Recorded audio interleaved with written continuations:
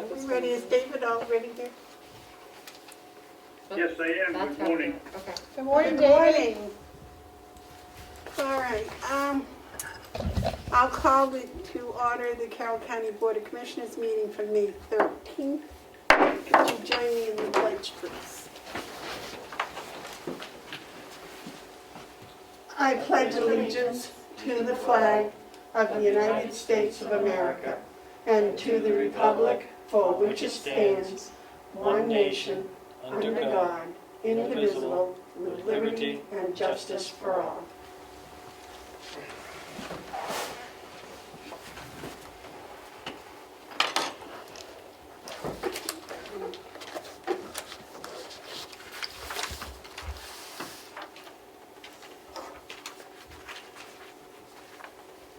I would like to add to the agenda a discussion about the IDN. Do you have any additions to the agenda, Terry? I don't believe so. David, do you have any additions to the agenda? I don't believe so. Okay, good. Is his volume all the way up? I have trouble hearing him. Let me see.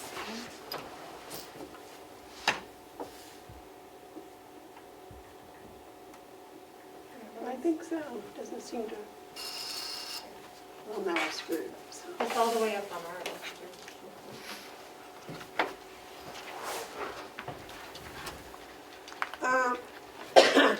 I'll wait a motion for the minutes of May 6th.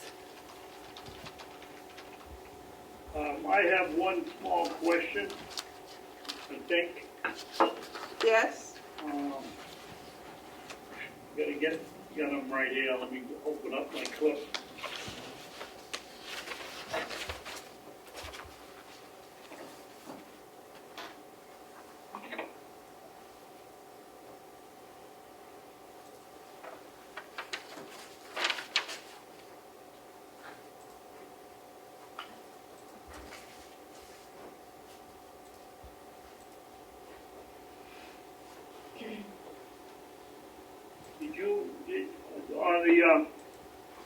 On the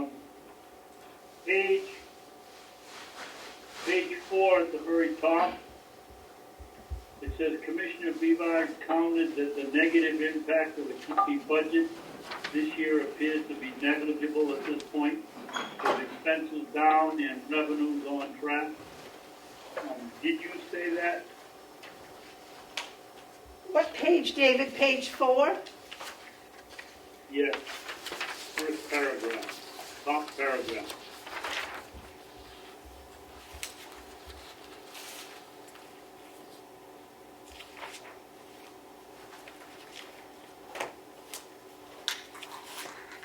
The reason I'm questioning it, Madam Chairman, is that I can't believe that I don't remember you saying that. We just got the results of the first quarter, and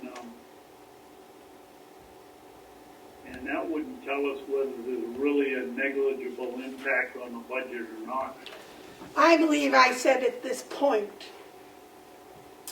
there hadn't been any impact. Okay, all right, I don't have a problem.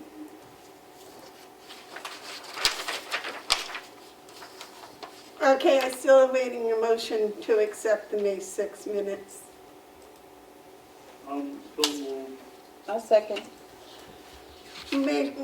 Motion's been made and seconded to accept the May 6 minutes. Are there any additions or corrections or more discussion? If not, all those in favor say aye. Aye. Opposed, roll call, sorry. Roll call. Sorry. Gotcha, David. Commissioner Babson, Yes. Commissioner McCarthy, Yes. Commissioner Beavard. Yes. Thank you. David, may we use your stamp on this? You certainly may.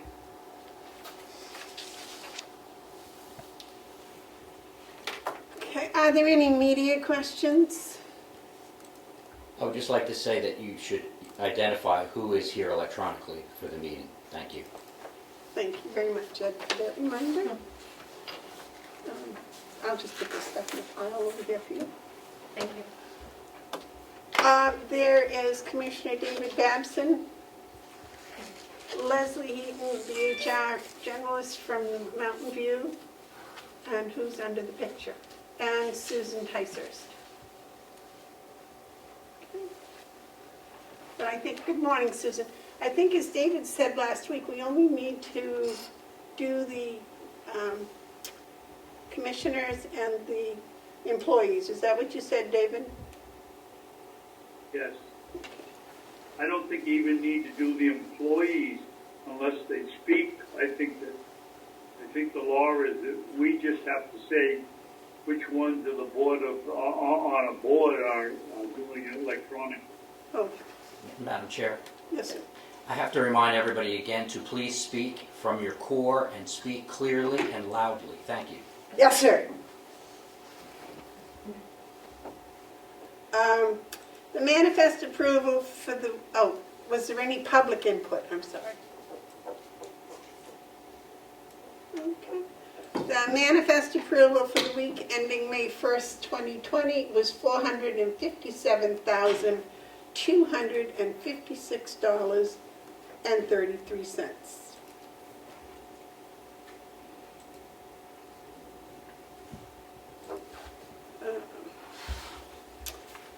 And we will start the meeting with John Rich. Would you like to come up and join us, or I can't see you with all the stuff. About the commissioner's email, John. Okay. We have several options available to you. And I want to kind of go through them all so you can make an informed decision as to exactly how you want things. Right now, you have a generic commissioners at Carroll County NH mailbox, and that is set up on David's computer in your office. And then the two of you each have your own individualized mailboxes. There has been discussion about taking the commissioners at Carroll County NH email address and removing it as being an actual mailbox, and then making it, I can turn it into what's called a distribution group, which means anything that comes into that email address then gets a copy forwarded to each of the individual email addresses at carrollcountynh.net. The pro of doing that is that everybody gets a copy of all incoming email. All three of you do. The con of doing it that way is that any responses you send to that incoming email is unique to that one commissioner. You don't all see it. If we Say that again, please, John. Outgoing mail, what happens? If we turned the commissioners at Carroll County NH into just a distribution group where all three of you got a copy of that email, then any responses to an incoming email would come from the individual commissioner, and therefore the other two would not see that response. Okay, that's what I thought you said. Thank you. So if we were to leave it as an email box, and then any responses coming from the commissioner's email address would be available to all three of you. But it's only on David's computer. At the in moment. office. At the moment it is. I can make it so that all three of you have both an individual email address at carrollcountynh.net, and you also have access to the commissioners at carrollcountynh.net email address, so you can see both. And anything that you send out from the commissioner's email address is available to all three of you, and anything that you send out from your own personal address at carrollcountynh.net is only available to you yourself. You've asked that I forward email addresses to your personal home email addresses, and while I'm not a lawyer, I would recommend against having county email business go to your home email address. I believe you should keep it within the Carroll County NH email system for protection, because it's my belief, and again, I'm not a lawyer, but it's my belief that if you have county email available to you on your home email address, you now open that up to discovery. All right, John, what about the county phone that we have? Would this email go to the county phone? I can have both email addresses go to your county phone. Yes, I can. Okay, I think that's what we were talking about. Is that all right with you, David, to have them come to your county phone? Yes.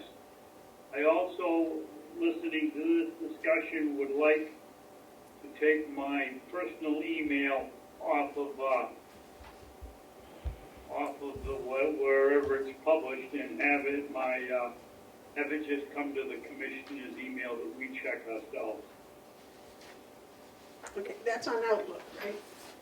Well, if it's published, I believe he's talking about the website, and so that there's a link on the website to reach each of you, and I believe the link for David goes to his Gmail address.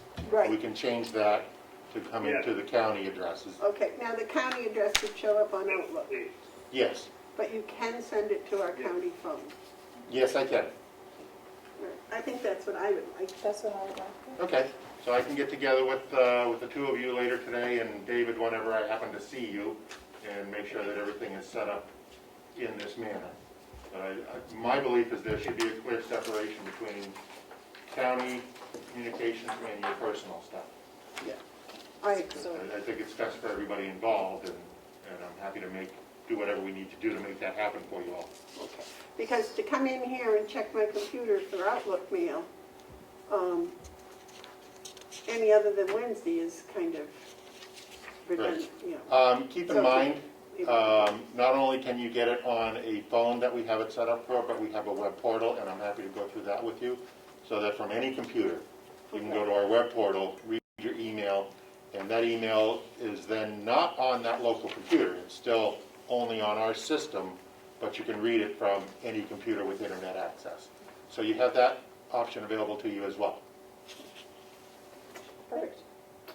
All right, And can I just ask, how would you like to handle, currently we have a right to know policy that references the commissioner's email address. And how should we handle other time-sensitive things that come to that main commissioner's mailbox? Should someone in our office also get a copy that's sent to each three commissioners in the no, county I email think the way, system? that's the problem we had first, and that's why we were asking John to have it directly to the three commissioners. Right, so you would So- still have that. I'm just trying to figure out how we're gonna handle time-sensitive things, or if we We need do. to. Because it'll come to our county phone, we'll see it almost instantly, right? Okay, and then we'll Yeah. just count on someone forwarding it to the office. If necessary, yeah. Okay, all right, thank you.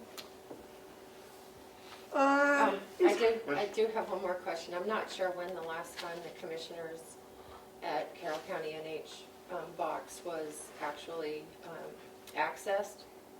So if someone could go back and review what's been received since the last person in the office that had access to it was taken off. I don't think anyone's been accessing it for a while. No one's had access to it, right? Just David. Yeah. David's had access, okay. David, have you checked all the emails, the ones coming into Carroll County? I can't get them on my phone here. I don't think your phone is set up with it, just your office computer. No, the only one I have is the office computer. It goes to the address of the commissioners. I thought, and my password, I thought I was the only one that saw that. Currently, that is correct. Have you been checking them? Have you checked them all out since they came up from the finance office? No, I haven't been in the building. Oh, I thought you were in here last week. No? I came to the door and Melissa handed me the material. I haven't been in the building. Oh, So I guess I went down the office to pick my packet up, but that was it. That was, I think, 2 weeks ago. All I know is I haven't been in the office upstairs for almost 2 months. Or better. So if someone could just go through and see if there's anything in there that well, they'll get forwarded to all of us, won't they, John, when you change that? the old Well, one. once I give you two access to it, you'll be able to see everything that's currently in the mailbox, so you can go back and review it. All right, now, can we delete those individually, or does it? You can delete them per standard 91A information rules and regulations. So current correspondence should be kept on file for a year. So, I mean, if it's clearly junk mail, it won't be an issue, but if there's anything of any... Well, that's what I was thinking of, Yeah, if because there's any- if apparently there's that's any- what we were told before, was that there was nothing but junk mail coming in, so Right. I wanted to make sure we can. So if it's anything relevant in any way, shape, or form, leave it. Yep. Yep. Got that. I think he had something else too. John? Mr. Ridge. Is this the time to bring up something totally unrelated to email? Certainly. Okay, as you can see, we're experimenting with a slightly different setup here. What I'm looking to do is move that projection further down more towards the center to make it more accessible, and that's why we now have a larger monitor. So we put it on this side because we wanted you to be looking this way, but Ed had a perfect solution. We just changed the angle of the camera. So is it something we can experiment maybe next week, moving the monitor over there as we move the projector down? We're trying to make that more accessible to everybody. You're the IT guy. So Yes. that's your expertise. My expertise is in making things happen. Ultimately, I want this setup to be what's best for the room as a whole, but certainly weighted towards what the commissioners want. My job is to make their lives easier. Okay. You have a reference? Whatever you think is best. Amanda, as you said earlier, you've gotten in the habit of looking that direction. That's so- it, and then we just got over the fact that I'm not turning my back on people so that I can look and see what people are saying and doing over there, and now it got me, there, I'm seeing them over here out of the corner of my eye, and it's, So I'll look at moving the big monitor over there when we move the projection further down. well, that would make it easier for me, I don't know for you, but eventually we're gonna not do this, I think. But My belief is that you're going to continue to use this in some form. I mean, it's been a great success for not only these meetings, but, you know, the other department heads in general are liking the ability. And so I see this as just one added feature we can continue to use and, you know, gives more access to these meetings without having to physically come here. It just makes it more available to the public. So I don't see this going away completely. It'll be something that we have access to moving forward. great, Madam Chair, may I have a point of order? yes, sir. You said before that you can delete emails. I would respectfully ask you to review the record retention law to make sure you're not deleting anything inappropriately. Thank you, that's all I have to say. Moving right along, has Howie joined us yet? Does he know he was here at 9:30? I believe, yes. Leslie was also joining him. She has something to say. I believe that Howie also has a meeting. Yes, Leslie. I can go get him if you would like. Is he in a meeting, Leslie? I believe it is wrapped up. It may have run a few minutes late, which is what I can go check on.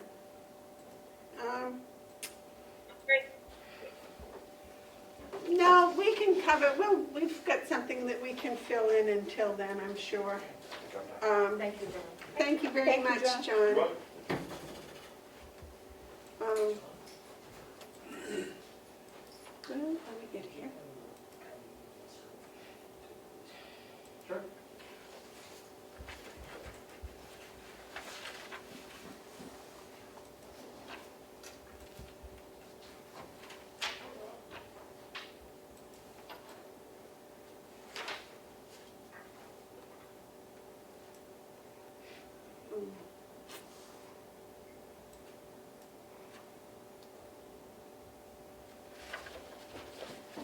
I was going to bring this up under commissioner updates, but I think we've got a few minutes. I can bring it up now if nobody objects.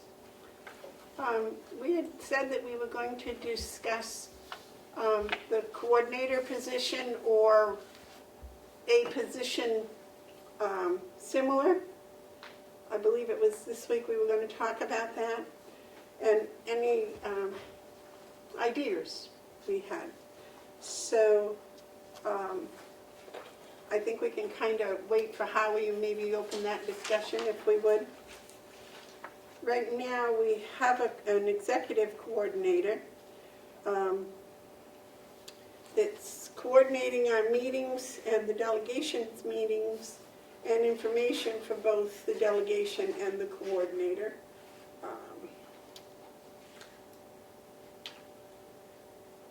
Before we had a administrator that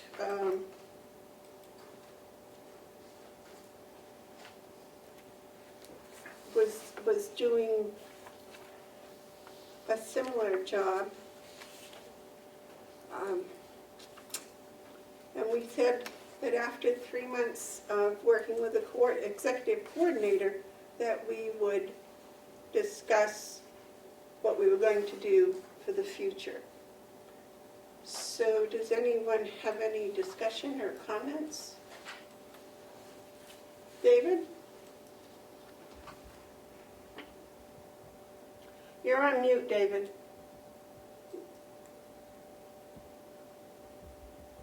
I'm sorry. If this is going to be discuss personalities, I would think that we would do this in a non-public session, Madam Chair. Well, I wasn't talking about personalities. I was talking about we need to come up with a job description and we need to advertise it. Remember we said that after 3 months we would go through the general hiring process? Yes. So that's what I was looking for, was what kind of a job description and requirements. Well, I would ask, Madam Chairman, before we do that, should we decide whether we're going to have an administrator or an executive coordinator? Or something else. Certainly not the same position. Or a manager or whatever. And that's what I was trying to start the discussion about. Do you have a preference for one of those three?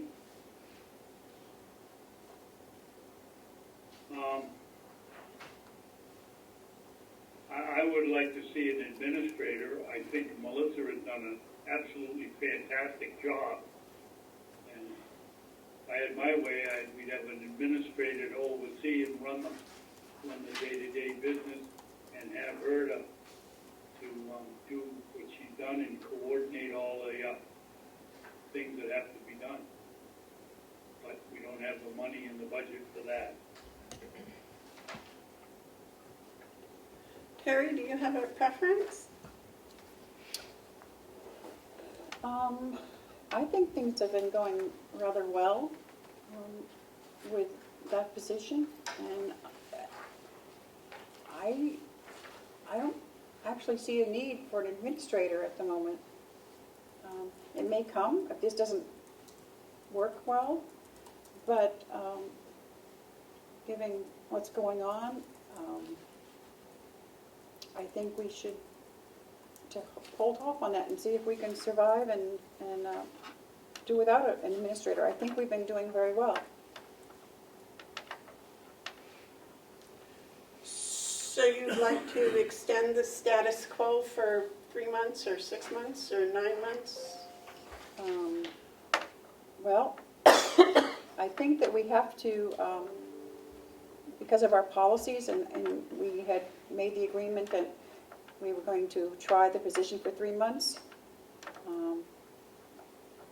and then put it out and advertise according to our policies, and I think we should do that. But what position? The executive coordinator.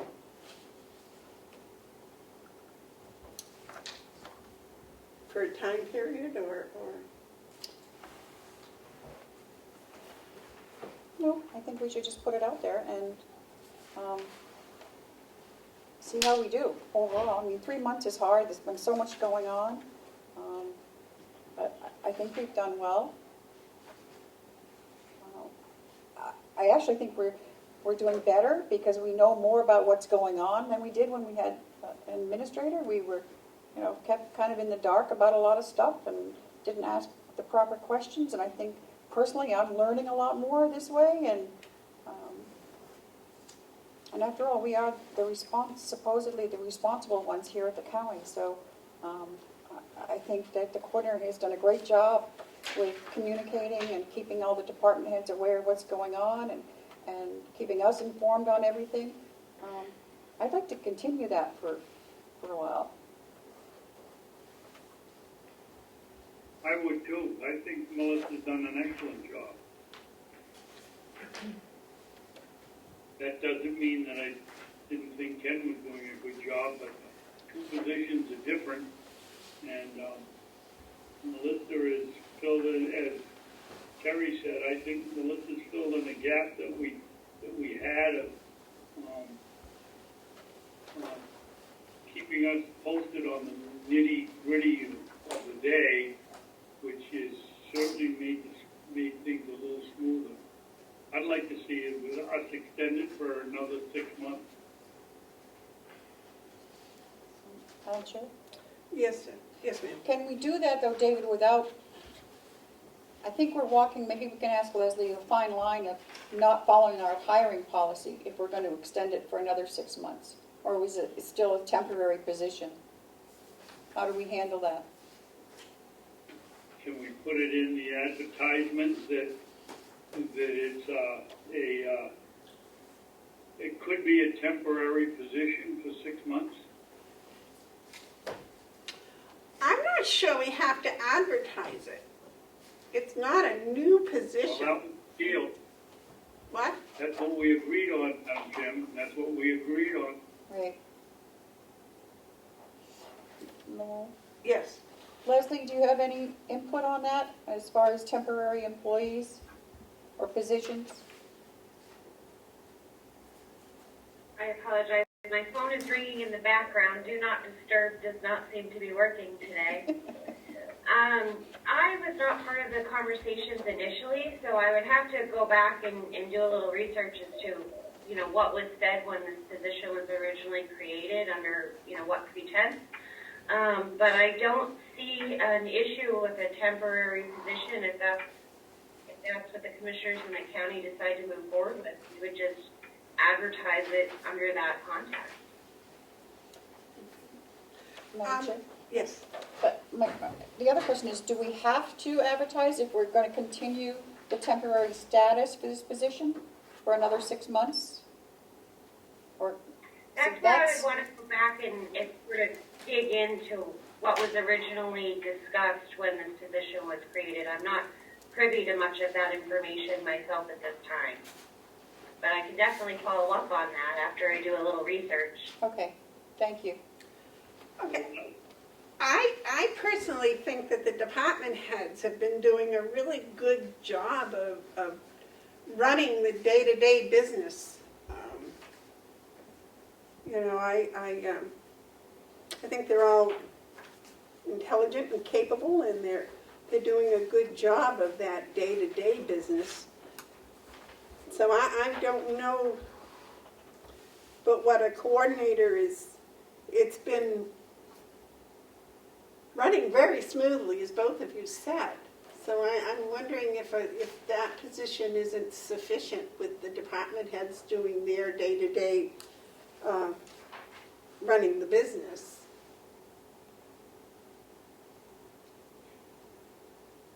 I don't know, I know you both want to keep it temporary, but I'm wondering if maybe it isn't a permanent type of position. Terry? I don't have a problem with making it permanent, but we did make that agreement that at the end of 3 months, we would make a decision. Either it was going to be permanent or not permanent. So I just want to make sure that we're following our policies, our hiring policies, if we're going to make it permanent. And I have no problem with that, but I think, if we're going to, my question was, if like David said, or you said you wanted to extend it temporarily, then we still have to make sure that we're following the correct policies. Because we did make that decision that at the end of 3 months, we would reconsider. So I just want to make sure, for all the other employees, that we're doing this properly. David, when we had this discussion, I thought the agreement was that after 3 months, we would decide what we actually needed, whether it was a manager or administrator or a coordinator or something else, and then we would advertise the position like normal. Was that not our agreement? Yes. That was my understanding. We see how it went through the, I forget the words you used, but period of confusion for 90 days. And in 90 days, we would go out for a bid if we found it worked.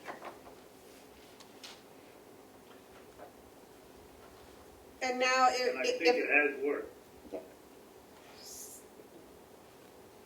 so my question to both you and Terry is this something that we can decide whether we want to have it permanent and then go out to bid, or is this something that you want to spend another 3 to 9 months observing to see if it's going to be sufficient?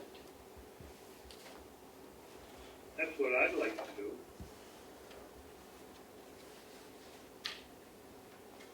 Terry, your feelings?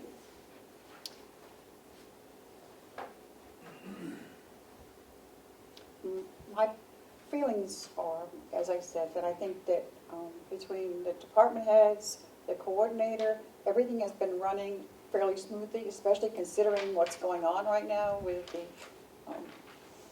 with COVID-19. And I just don't know if it's fair to, I guess we've already mentioned Melissa, to keep her dangling for another 6 or 9 months. Either I would just like to make it a permanent position, and at the end of 6 or 9 months, if we think that we need an administrator, then we have the option to go to hire one.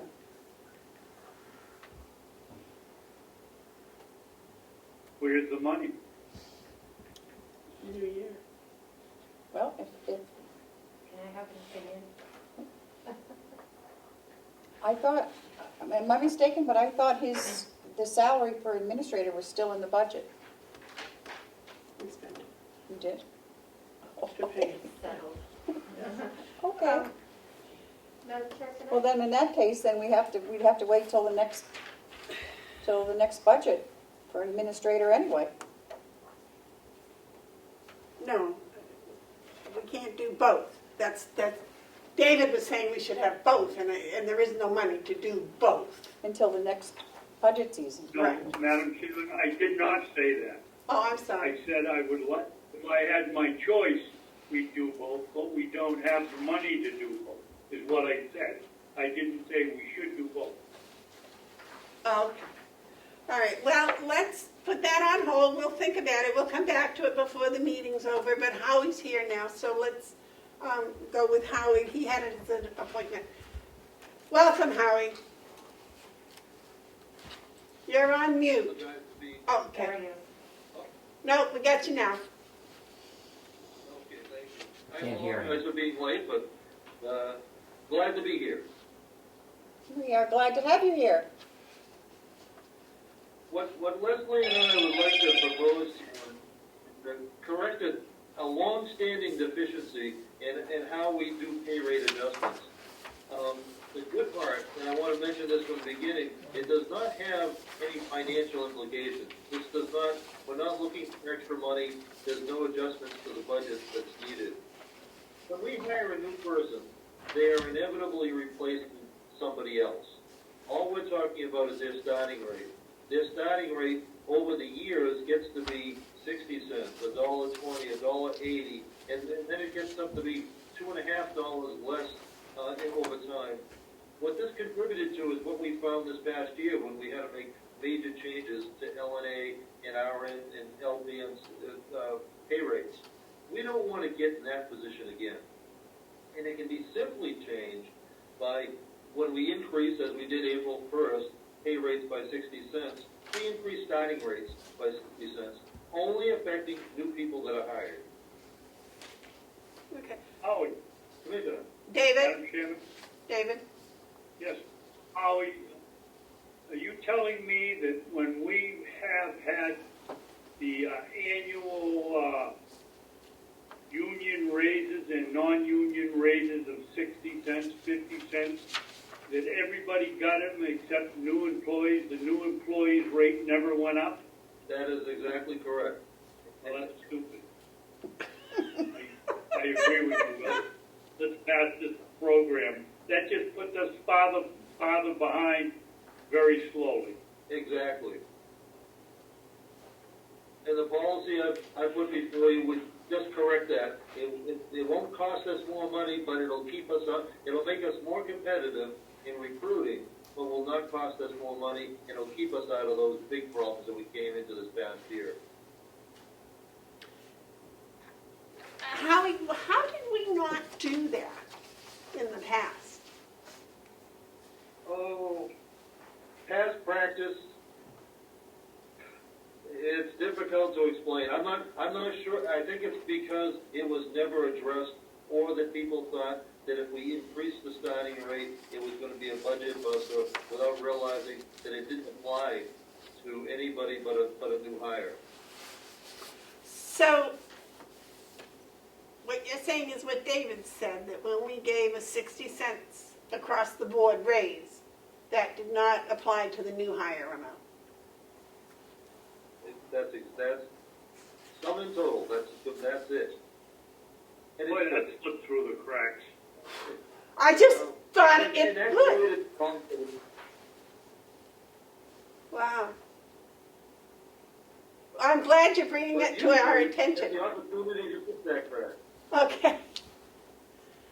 I appreciate you bringing it to our attention, though. So what do we have to do, Howie?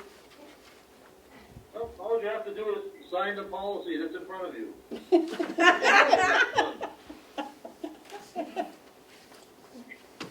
I ask that it be effective immediately, because I have a new hire that I would like to extend this to, so she doesn't start off behind the 8 ball.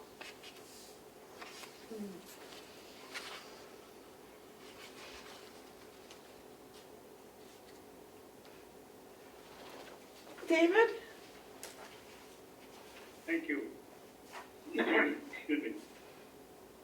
So Howie, the only place that this would make a difference, and Leslie, is if we had 10 employees and none of them left, and we wanted to hire an 11th. No, this would Why be. would that be effect? Because none of the 10 have left with a higher wage.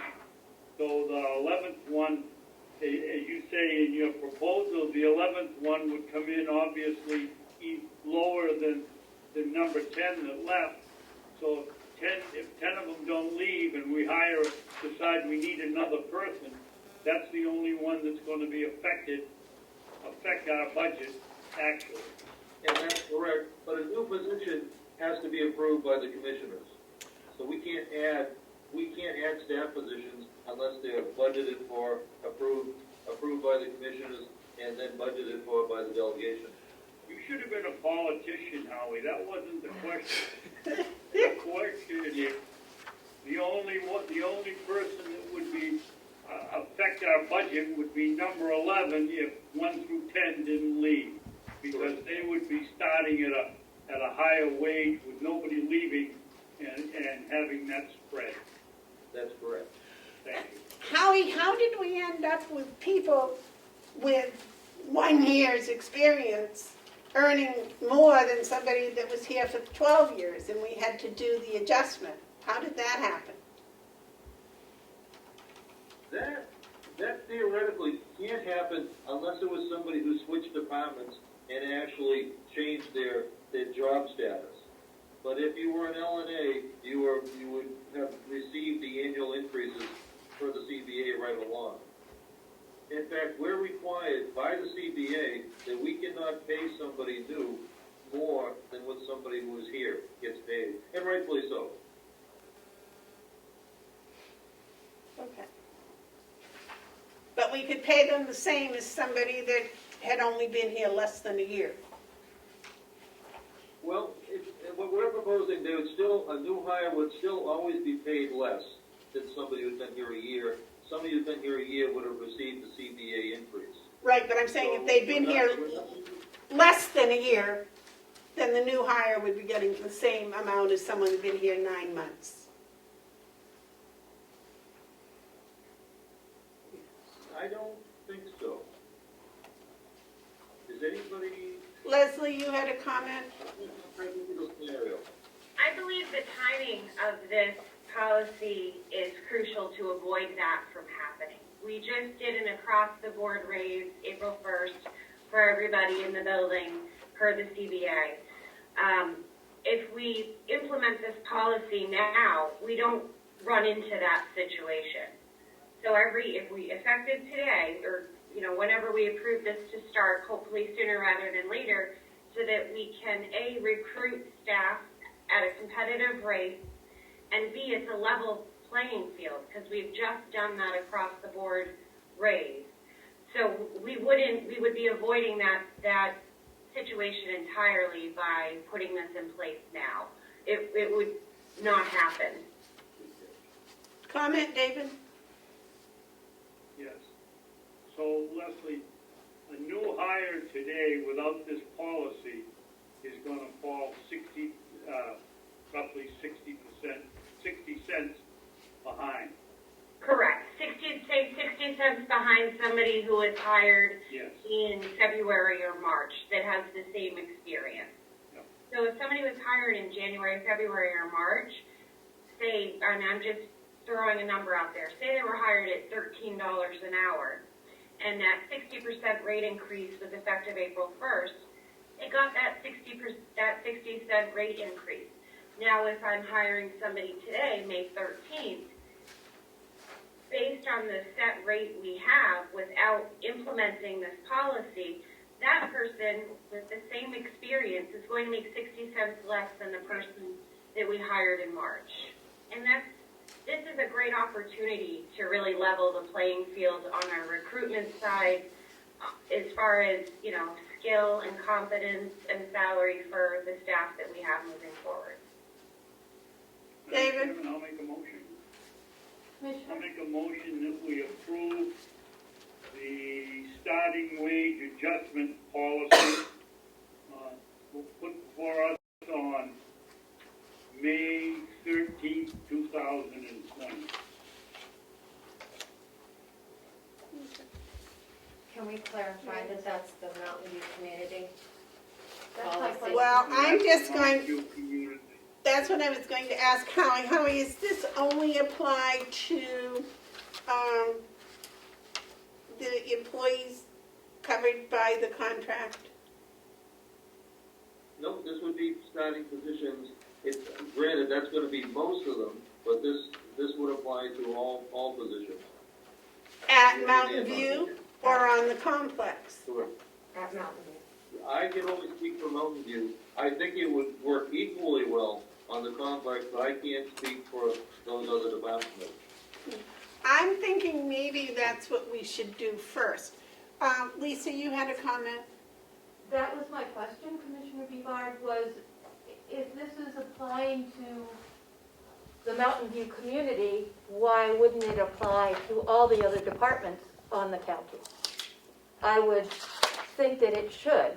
Is this an adopted procedure that we want to adopt? And I think that's going to need a little more investigation.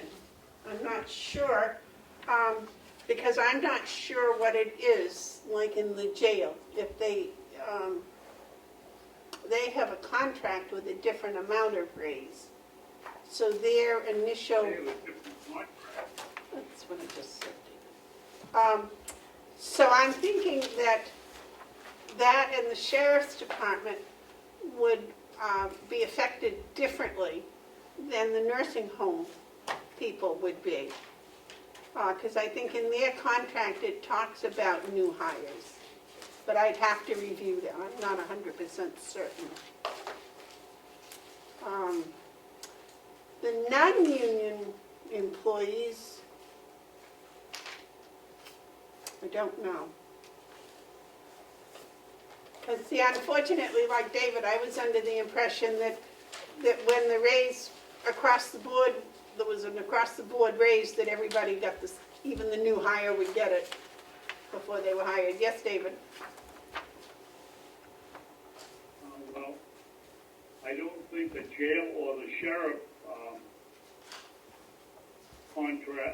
employees are included in this.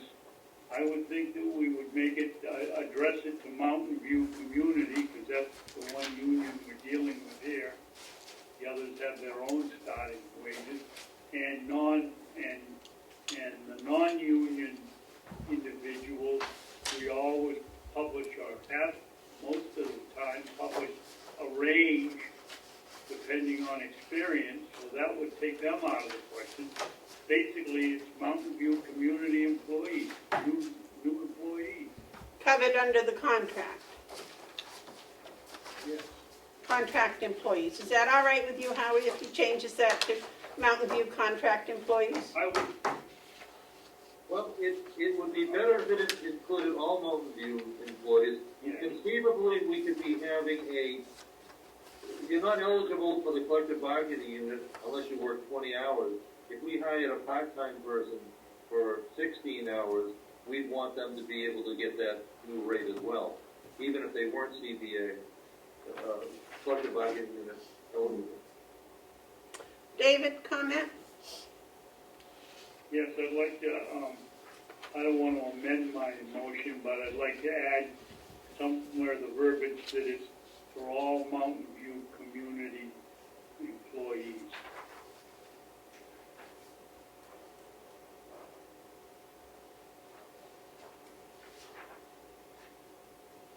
Do we have a second for David's motion?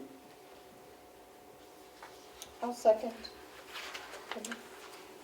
For more discussion. Okay. Discussion? No, I just thought that David might want to. I have the problem of doing it for one department and not for all. But I guess we could do them all individually upon the circumstances of their contracts, but.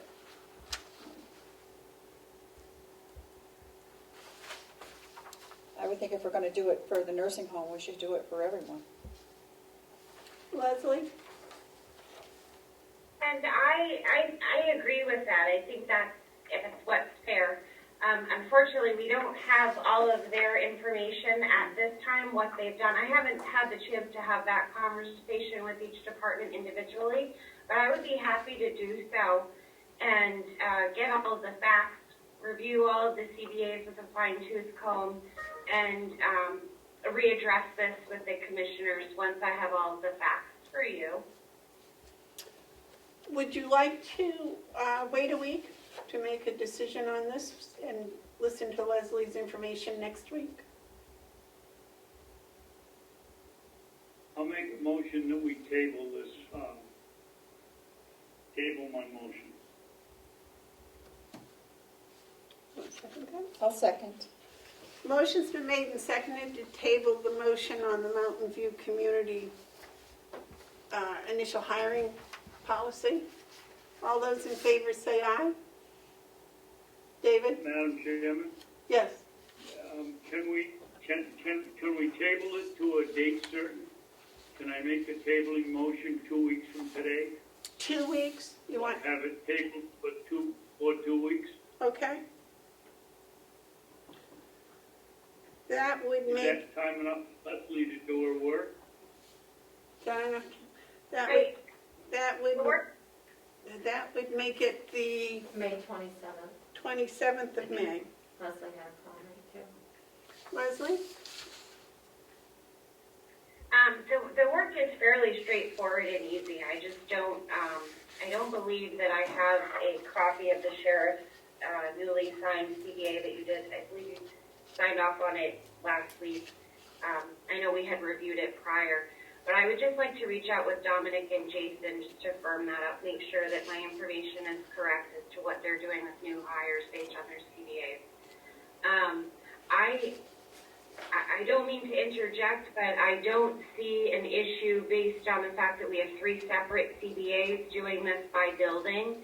Perhaps approving the Mountain View proposal today and then looking at the individual buildings on an individual basis and setting that, because they are 3 different CBAs. That's the only, issue that I see with tabling it. I think we can move forward with Mountain View. We have all the facts. We know what's going on there. And then we could maybe plan to address the Department of Corrections and the sheriffs in 2 weeks, because that would give me plenty of time to move forward. I agree partially with you with the contracts, but we have non-contract people all over the complex that would have to be affected, and I'd rather see one blanketed statement that would cover everything at once. That's fair. We can do that. Is there any more discussion on the motion to table? All right, the motion's been made to table David's initial motion to accept the Mountain View new hire policy. Would you do, all those in favor, would you do the vote, please? Commissioner Babson, Yes. Commissioner McCarthy, Yes. Commissioner Bevard. Yes. Thank you. And Mr. Lippman is here, and Lisa's here for her 10 o'clock. All right, Lisa, if I might interject and just postpone you for a few minutes. Of course. Good morning, Mr. Lippman. Good morning. Can you hear me? Good morning, Commissioner. Hope you can hear me okay. Yes, we I'm can. traveling right now. Okay, well, we can't see you, but we certainly can hear you. Mr. Lippman is joining us today because we had an IBM balance, and we paid Mr. Lippman, Health and Human Services, $166,000, as was appropriated by the delegation for the IDN. After our budget was formed, Mr. Lippman, who was it came up with the $214,497 for the IDN? So the county association had worked out a methodology to allocate IDN contributions, and I think with the changes that occurred and the timing of things, communication didn't make it to the right spot within Carroll County government to no fault of anyone here on the call. And so that agreement, if you will, had been executed by all counties except for Carroll with respect to the funding. And I think that where we had left it is we understood that that was the issue behind it, and that subsequently, since that was an agreement among the counties, that you would try to find within the budget the balance that was associated with Carroll County's amount. The amount was reduced by half by agreement between the counties and the Department of Health and Human Services. So what is outstanding, or what was the total contribution that we're looking for Carroll County? It was half the original that was tentatively agreed to. What ended up happening through the course of county discussions, even though there was a county agreement on that,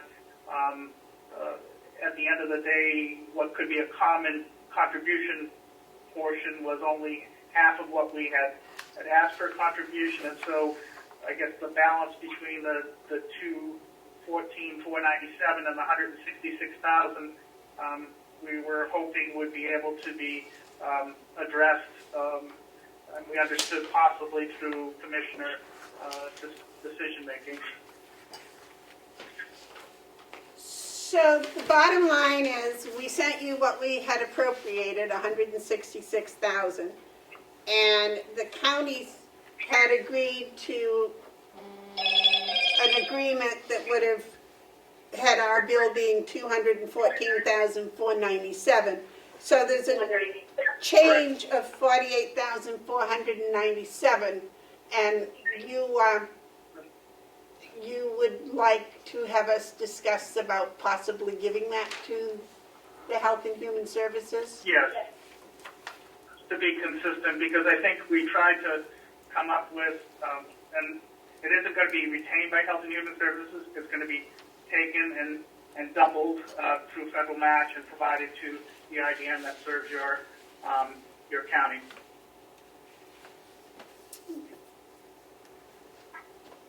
Comments, commissioners? So if we increase the donation, it's going to go to the feds. They're going to double it. Yes. Is that total, Mr. Lippman? Is that total now going to come back to the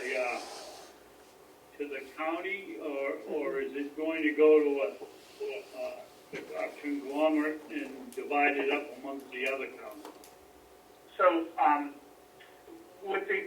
with the understanding that probably that this would be addressed, just to be fully transparent, we've already made the contribution to IDN 7, assuming that would come in. We would have to make some retroactive adjustment in the future payment to them in order to address it. But basically, all the money that comes in, typically a county, the portion that the counties are donating is typically only a percentage of the total payment that they receive, and that basically all the money that comes in goes out on a per capita basis. So if Carroll County as a percentage typically might have more Medicaid recipients than, say, Hillsborough County, which is a little more affluent county, that proportionally you probably get more dollars back because you have a higher Medicaid percentage than another county. But we paid a higher rate. No, all counties, the contribution that is being asked for or was asked for was based on that was the formula that the counties came up with, was asking for a donation based on the number of Medicaid recipients in that county, or in that area, yes. David? With David? Yes. Oh, I don't know, the screen just disappeared. I thought you I'm had, here. you had a comment? Are you addressing me, Madam Chairman? Yes. No, I was interested in his answer. He answered my question. Carrie, do you have any questions for Mr. Lippman? No. My only question is, where are we supposed to get this added donation from? Because we don't have it in our budget.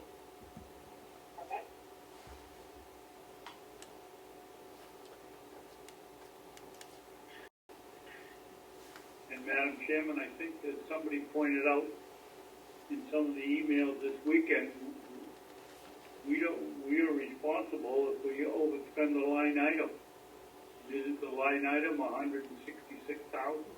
Correct, and that's exactly what we sent to HHS, Department of Human Services.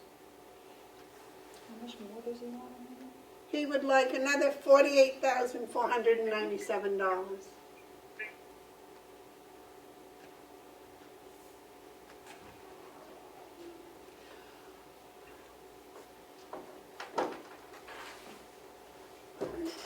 Mr. We're Lippman, gonna have to transfer someplace if we do that, aren't we? we're going to have to find it someplace definitely, David, and it will have to be transferred into that line item. But as you know, Mr. Lippman, we're being hit with a lot of possible expenses. They haven't started really showing up yet, but with this COVID-19, which I'm sure you're quite familiar with. So to come up with $48,497 right now is a little bit of a, it's going to be a mental strain for sure. I understand that.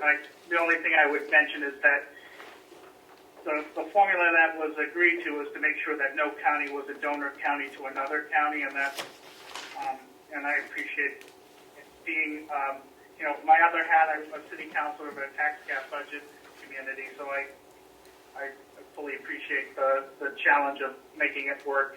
I would say, though, that just so you're aware, I am working as the Medicaid director to try to bring some additional funding to county nursing facilities with leadership in the department, and we'll have more on that to try to help offset some of the costs. But that's independent of this altogether, but I'm just acknowledging the fact that you are going to be experiencing more expenses, and we are going to try to help you on that end anyways as well. And I can't express how much we greatly, greatly appreciate that and all the effort that you have been doing.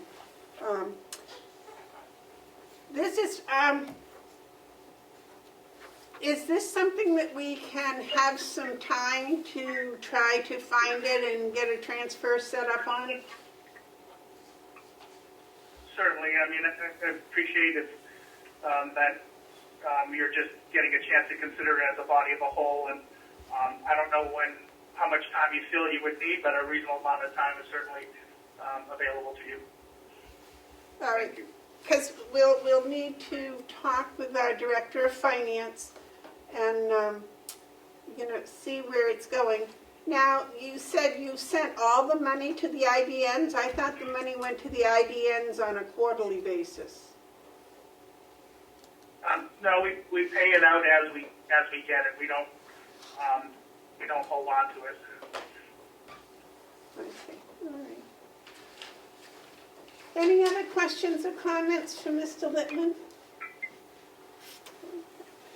I greatly appreciate you calling in today, and we will work on this. And I will personally try to set up a tentative 30-day time limit, but that's going to be an attempt. I can't promise anything right now. Sure, I appreciate that. I understand there's a lot going on, and I appreciate your consideration. Thank you so much. Have a nice day, and thank you for all the work that you and the Health and Human Services have been doing with this COVID-19. Well, thank you, and you as well. Appreciate it. Have a good day. Thank you, everybody. Thank you. Bye-bye. Bye. Lisa, thank you for your patience. Would you like to come up and join us? Where would you like me? Yeah, I guess we can't get you on the camera, or can we? She'll be on my Okay. Good morning, Lisa. What's going on? Good Down morning. in the registry. Well, we've been very, very busy. I want to thank you for instituting the policy for protective equipment in the building. My staff is very much relieved. we're all doing our part, and it's reassuring. I think that they're much more comfortable coming into work now. I'm hoping that you have an RFP to open for our deeds office today. And There's only one. yes, You want to open that now? I would love to. All right, go ahead, be my guest. The opener is in the top drawer over there if you need it. Get started. Oh, Oh, how come she gets the easy ones? I get the ones that I have to have a knife and a fork to open. oops. Oh, I don't think we're going to get to see that.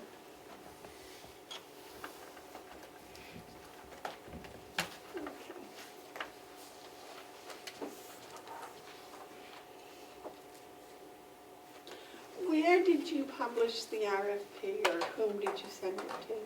I sent it to the 4 restoration outfits that I have in the past. The Northeast Document Conservation Center, CoFile, who has done the work for us in the past, and 2 others. Oh, I can't tell you their names, Okay. but when I sent you the RFP for approval, it was all documented there where they went.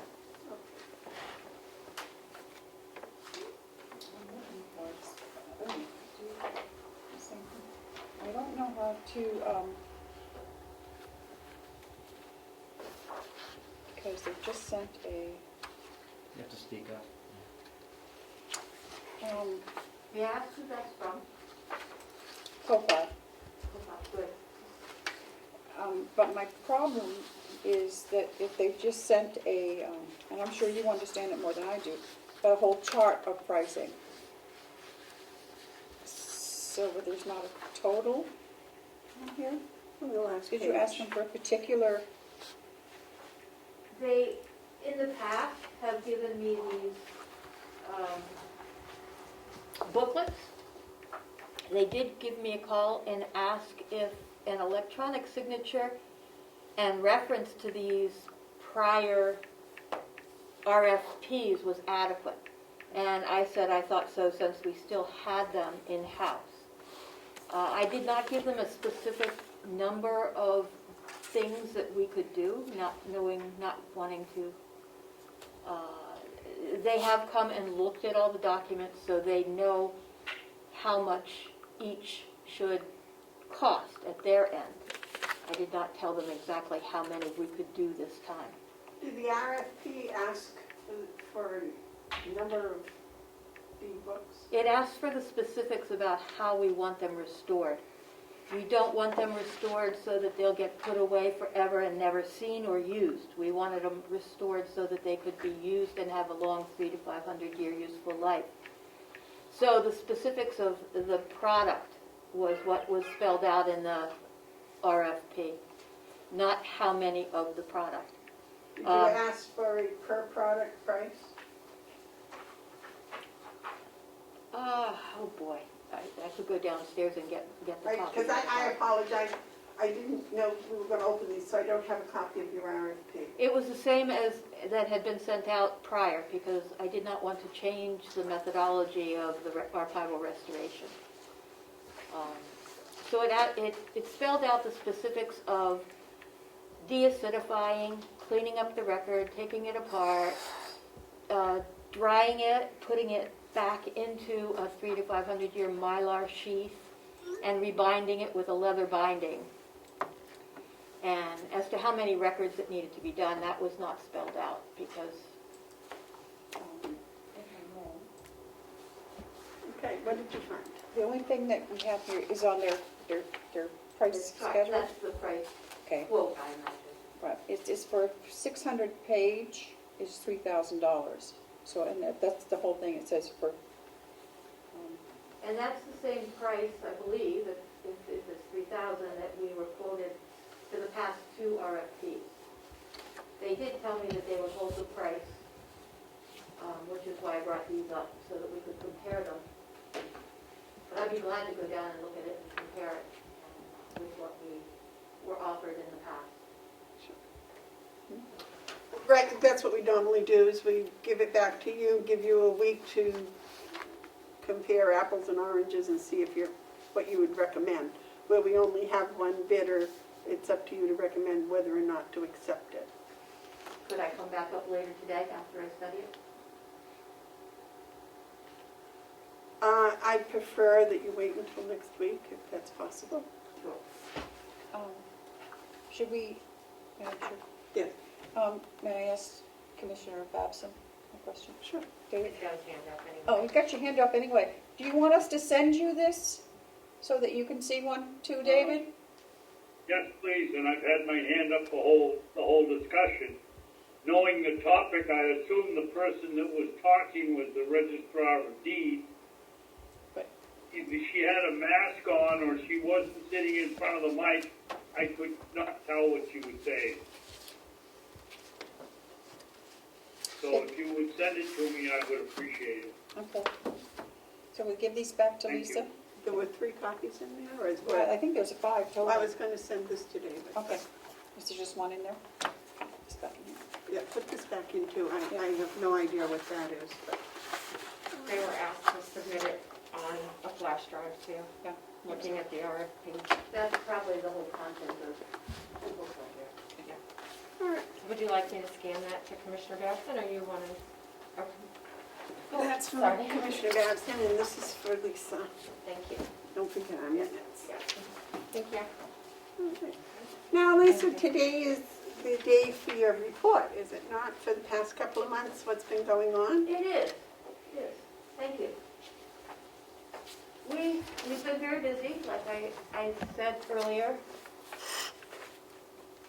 Can you speak up here, David? Maybe if you came over here to this chair. Sure. This is the speaker that David's working on. I can hear you very clearly, Madam Chairman, and it's a little tough with Commissioner McCarthy and a face mask because it bounces off inside. How about if I go here? Yeah, just get out of the light so you're not blinded. You'll How have is to- that, You'll Commissioner? have to watch, Lisa, you'll have to watch him on this. Can you hear me now, Commissioner Babson? This is our speaker. Much better, thank you. Okay.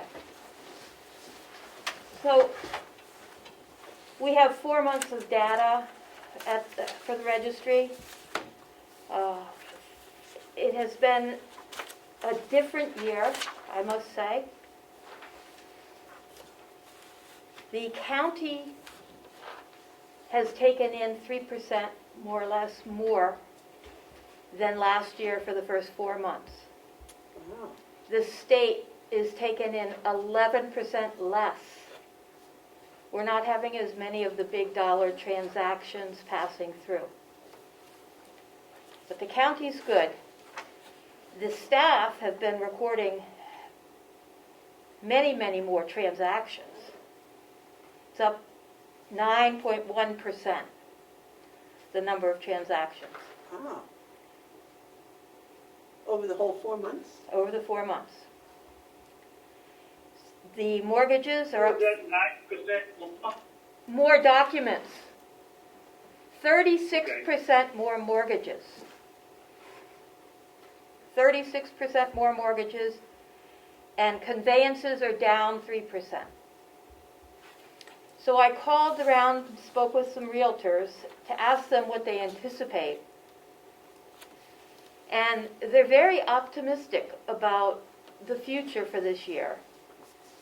And yet there's a major stumbling block, and that is that people are staying in their homes here and not putting them on the market. They're coming up and staying in their second homes. They're not putting things on the market, so the inventory is down. And they've been talking about the inventory being down for years, but it's significantly down now.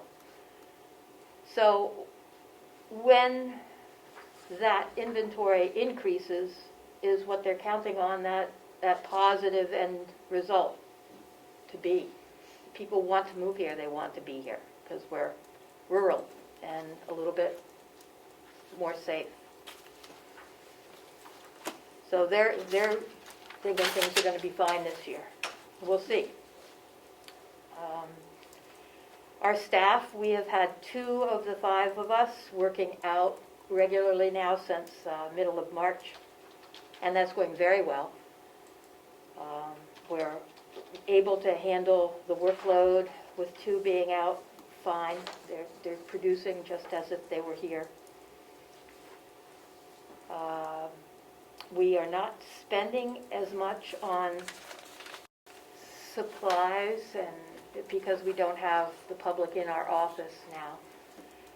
Things are, in that regard, we'll be saving the county some money. Our expenses will be a little bit lower. We're not buying anything we don't need, absolutely need. And I've been researching saving by switching our vendor for producing microfilm from our current vendor Fiddler to one that is being used by Rockingham County. And that'll save a few $1,000s. I haven't decided to do it or not yet, but it's very close. We have to do more work if I switch. And so that's up to whether or not I feel like our staff can handle that extra little bit of work. Apologize. So overall, things are going quite well. And Excellent. like I say, we really appreciate the care that's been given to this crisis in protecting the staff and the public from us, both. I am just very pleased to hear, because that's such a good reflection on the economy and what's anticipated in the future. I also want to thank you and your staff for your everyday work that's been going on since this whole COVID-19 has occurred, and the fact that you're doing above and beyond whatever. But Thank you. Commissioners, do either of you have any questions for the registry? No questions, just a great job as usual. May I add something? Certainly. The question that, the discussion that was prior to Mr. Lippman about the Mountain View nursing home base pay increase, I see no reason why not to do it, yet it's an issue that as was discussed at the delegation meeting, it's a broader issue for the whole county here. We don't have a formula that works for somebody who gets hired on to know what their steps are, what their base pay is, what will happen over time, what the job description base earnings are. And it would be helpful to have that, because then people would be hired and they would know where they could move to, where they could go in the future. If they were here 20 years, what they'd be making. And currently, nobody knows, and it's almost, well, that's enough to say. I support that effort to do that. I just wish it were broader for the whole county. And not just the CBA offices. We don't have any collective bargaining agreement. Right. Neither does the farm, neither does, well, you know. Well, that's why I thought we should look at the whole complex. The whole piece. Yeah. Thank you. All right. Anybody else have any more questions or comments for Lisa? All right. Well, thank you so very much. Thank you. And please tell your staff how appreciative we are that they have come to work every day and they're working so hard. They will appreciate hearing that. Thank you.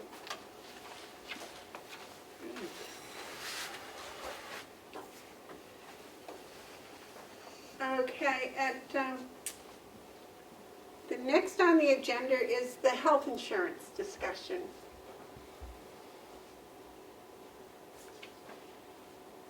Did you notify the 2 insurance companies that we were doing that today at 10:30? They know we're doing it today, and they have the Zoom information. Both of them? Yep. Are either of them here? No. There's Leslie. Leslie, you seem to be the point on this with the insurance. We normally, I believe, use interlocal trust, and now there is a HIS also that's interested in having our medical insurance policy. Did you give the information to them about the 2019 insurance claims? I did, yes, and they responded back this morning. It looks like they're mirroring the policy that we currently have. That seems to be what they're aiming to do. I do have some questions as far as the HSA that we currently use for our employees through benefit strategies. Whether or not that is something that Anthem would pick up on. If they have a division for that. Kathy had brought up some Medicare supplemental questions last week, and they seem to have, policies that would work for that as well. So really, right now, we're at a point where we're just comparing the coverages, access to employees, and rates to the county and to the employees for the services that they provide. Both companies be matching up as far as coverages. There's just a big gap in the rate. I maybe wasn't clear enough.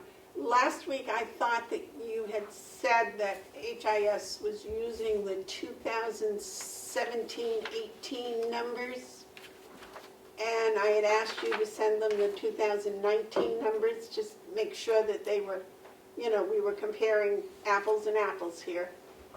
And had their rates changed based on the 2019 numbers, even though there were 8 people Not that that... they have. I apologize for interrupting. Not that they have given me. I did get them those numbers, and they have not come back with any changes. Because I believe that there were 8 people in 2019 that used over $50,000 worth of medical. And originally, when we talked to them, they said that our numbers were quite low. And I think that was before they had that information. I did get that information to them, and they have not responded back to me with an increase in rate, no. Terry, I believe you spoke with Mr. Reese? Yes. But that was last week, and it was just giving us the information and the, they're offering also, I believe, life insurance for all employees, which the other one does not. I think that's about the only difference that I can really see.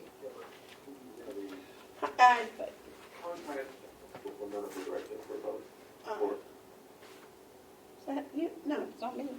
I just it must be Howie. It was Howie. Okay. I got that. David, you had a question for Leslie? Yes, you said they didn't increase the rates. We signed a paper that locked the rates in, so how could they increase them? The USI I was referring to, sir. Well, They did not increase their quote based on the information that we gave them. To my knowledge, to date, they have held true at that number that they initially submitted to us. and that was, they weren't going to raise the rates over last year. Correct. Madam Chairman, I have a list of questions here that I got going over these that I would like to ask and get some answers. All right. And some of the answers, they are 50 pages of reading we've got here. But my questions are, does USI cover out-of-network providers? Based on I the look at it, it says no, or has a different rate. And one of Mr. Fucci's, or however you pronounce, I apologize, however you pronounce his last name. He said one of the positives of their program is you could go to any doctor that you wanted. You didn't have to go to a prime medical, whatever they call them, your own doctor. It doesn't appear that way in the literature they sent us. Was that the literature from USI or the literature of questions from Interlocal? It was from These USI. are my own questions. These are my own questions, and I'm questioning about network providers. Somewhere in here I read there's a different rate or no rate if you don't go to their network. And is their network, if you want to go out of state to their network, is that covered? And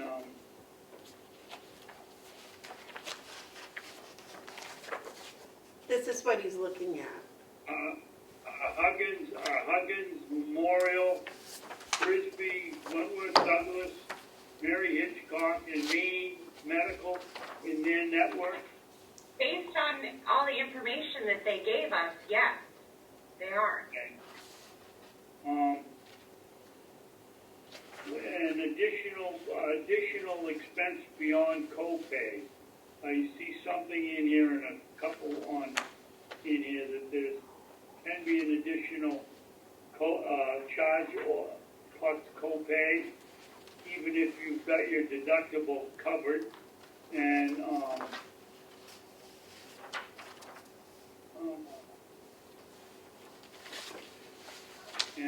will USI come in here and educate our employees about the change in program if we change? Well, That is a yes? yes and no. Based on COVID, their access to the building, we'll use the nursing home, for example. Their access to doing an open enrollment fair here on campus at MBC, we wouldn't allow that at this point. So it would be a virtual enrollment, which they did explain to me in detail. I spoke with USI as well as Interlocal about their plans for enrollment this year because it's approaching. They both are looking to do that remotely through a series of Zoom-style webinars and question and answer sessions for anybody interested. Anthem and USI have that, I don't know if you recall, they have an app that the employees can download onto their phone. That's a means of communicating with the staff through this as well. And Interlocal is prepared to send us, I believe it was 4 iPads to keep on campus for employees to have access within each building to their site and services to help support them through open enrollment. And so it seems like they both have some pretty solid solutions as far as open enrollment and spreading the word to employees if we made the change and with any of the changes that are going to happen with Interlocal this year, you know, updating forms, things of that nature. They are all prepared to forward, you know, remote work. Kristen Um, at Interlocal. She's the one that contacted us from Interlocal. She was the woman that was here with Mr. Jones. And Melissa, are you able to send Lou Ricci a request to join the Zoom meeting? I just asked her that, and she said that she had sent the Zoom invitation to both companies. And I was asking for clarification. Are you hearing from him, Leslie? Yes, he's emailing me right now asking to join the call so that he can answer your question. Do you have easier access to the invitation, or do you want me to send it again? No, I have it. I can forward it with your permission. Yeah, please do. And I also sent it to Kirsten from Interlocal as well. Send one to Al Jones too, please. Okay. Is that his name, Al Jones? Yes. Yeah.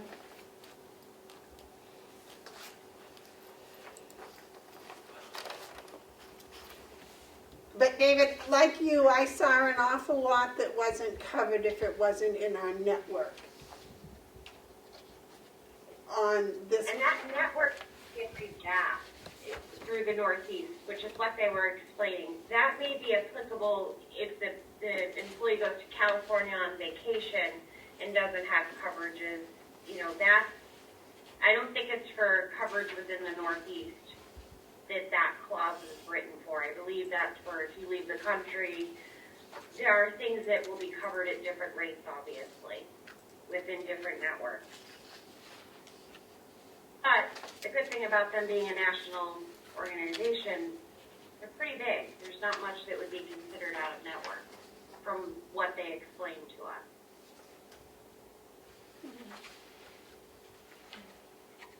I'm concerned that they didn't change their rates when they found out what our usage was last year. There should have been some response, even if it was to say, well, there is no change. He did respond to me just now, like when we started talking about this, when he heard your question, which was based on the updated claims, there is no need to change the proposal. Rates do not change. And that's based on the 2019 rates. Madam Chairman, Yes, David? can we sort of go back to ground zero here?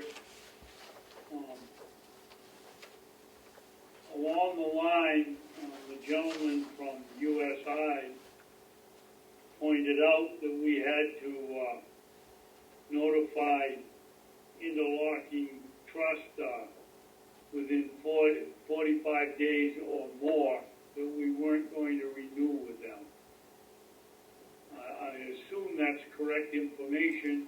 And when does the 45 days start at July 1st when the new annual policy goes in effect? Or does it start sometime else? And do we have to, is this a decision that has to be made today? I thought we had already agreed to renew with Interlocal Trust. I thought that's what we did in December when we signed that agreement. Terry? I believe to answer David's question, it's 45, we have to let them know 45 days before July 1st. Is my understanding. Okay, so that would be about roughly today. Yep. And my other concern with this whole thing is that we did all sign, although not a contract, but a letter of intent to go with Interlock. So I don't know how I feel about pulling out if we decide to go with the other company. My understanding, and we were told, I'm sure, what we signed was something that locked the rate in at 9.3, and it could never go higher. It could go lower, but it couldn't go higher. And Right. That's what I thought we were told we were signing. But I also believe that that was also a commitment. They committed to putting that lock on, and we committed to renewing our policy. Do you have that in writing? Where does it say that? We had that last week. What did you, the paper that you signed? Oh, geez, I don't know if I have it with me.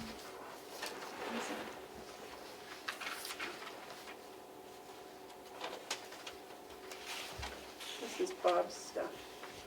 Did you have those in here? Is that in here, in the packet? You can have it from last week, but I remember. I don't have what she's looking for. I don't have.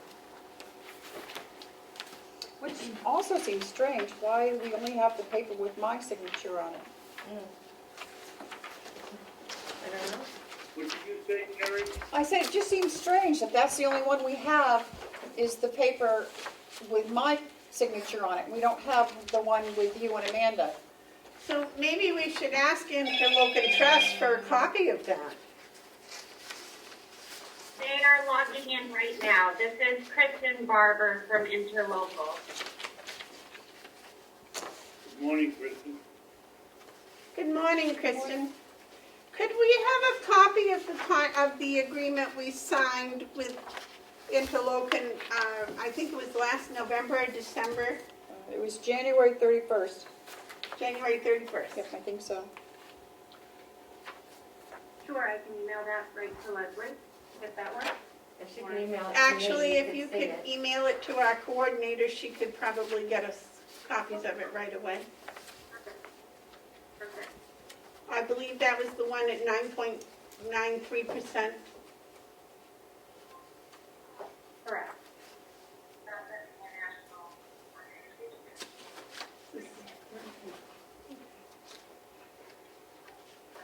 And Madam Commissioner, if I may, we also have Lou from USI on the Zoom. Good morning, Lou. Morning. Morning. Morning.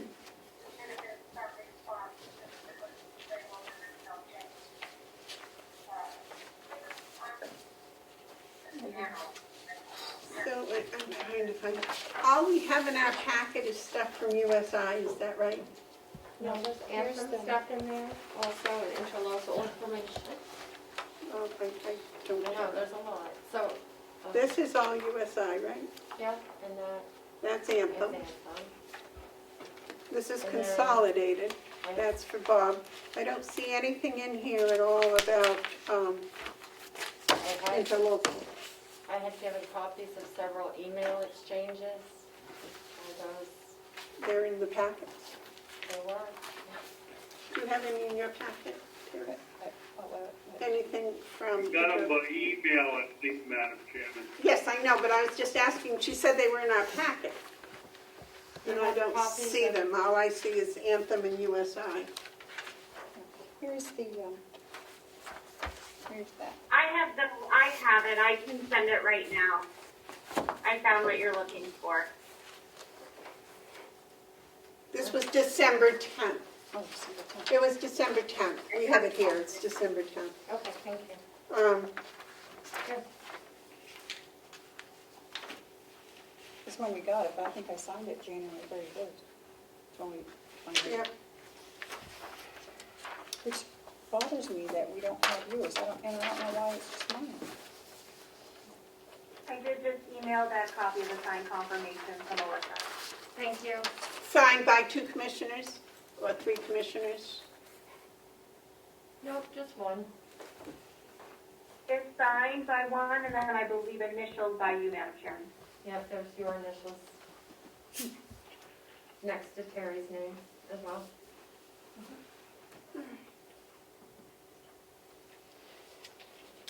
That's just weird.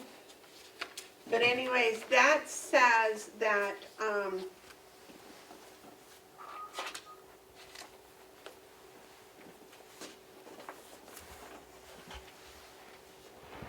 it says that we accept the not to exceed renewal provided and confirms continued membership with the New Hampshire Interlocal Trust for the plan year, January 1st, 2020 through June 30th, 2021. So I would think that is a contract. I may be mistaken. Good morning, Mr. Jones. Good morning. I'm sorry, I had trouble getting on. I apologize for that. I just heard your last words. That is a signed contract, and we've never had a single member ever go back on their word from signing it. And I am astonished when I learned that USI and Anthem were encouraging the county to break their contract. I did consult with the trust attorneys, or in Reno and Concord, New Hampshire, and they said that there's a term of law for that, what they're trying to do, and it's called a tortious interference with a business agreement. And so they're both of those organizations are licensed by the New Hampshire Insurance Department, And so we've asked Orrin Reno to file a complaint there. The chances are that the county, if they sign a contract now with Anthem, having signed under the trust, they find themselves in a very embarrassing situation where they actually have two health insurance carriers they have to pay every month. So my suggestion is that at a minimum, you want to run this by your county attorney to look into this, because this is highly unusual behavior. Anthem is You might a remind huge him when multi-billion-dollar company, and I've worked with them for years. Point of order, Is Madam Brian Chairman. talking about? Excuse me, wait a minute. We are on a public meeting on Zoom, if everyone's aware of that. David, you had a point of order you wanted to make? Yes, I requested that we had these two gentlemen or representatives for their company here to answer questions, not to get into a legal battle of what we've done or haven't done. We can go to our county attorney and figure out whether we're breaching a contract or not. But I wanted them here to answer questions, not to get into a fight between the two of them. This is our meeting, not theirs. My apologies, Mr. Commissioner. Certainly we are happy to answer your questions. We did a lot of research and work from the last meeting we had, and we're happy to answer any questions the commissioners have. Thank you. Do you have any questions for Mr. Jones? Either of the commissioners? I thought David did. David? Well, I had the questions that I read, and how do they apply to each one of the companies? Maybe we better take, Does the insurance companies cover out-of-network providers? Kristen, you want to take that question?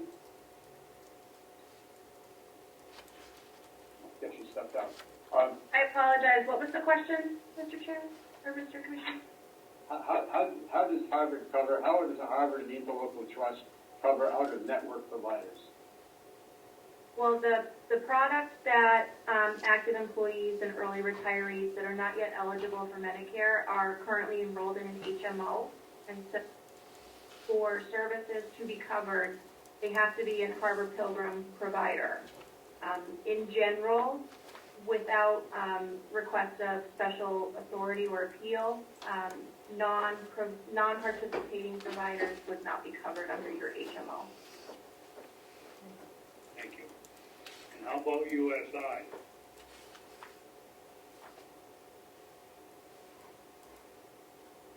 Mr. Rishi, you're muted. Okay, Okay. sorry. Okay.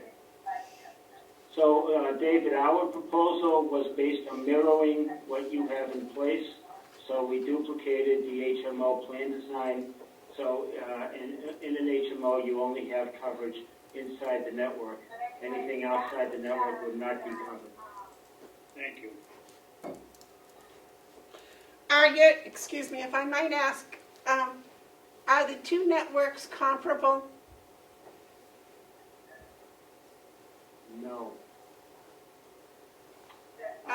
Mr. Ricci, what is your networking cover? Yeah, Madam Chair, if he has a television or both something on networks, the background. both networks are very large. I deal when I work with Harvard Pilgrim as well as Anthem. But Anthem's network is a bit larger and also expands throughout New England, whereas Harvard Pilgrim is not throughout New England. Somebody has a background noise going on. I would like to just comment on Lou's comment right there. The Harvard Pilgrim Network is all New England. It's Maine, New Hampshire, Massachusetts, Rhode Island, Connecticut, southern tip of New York as well now, as well as bordering parts of Vermont. The network is exactly what your current employees are on today, and so they're very used to that New England network. You're not on just a New Hampshire-based plan. You are on a New England HMO.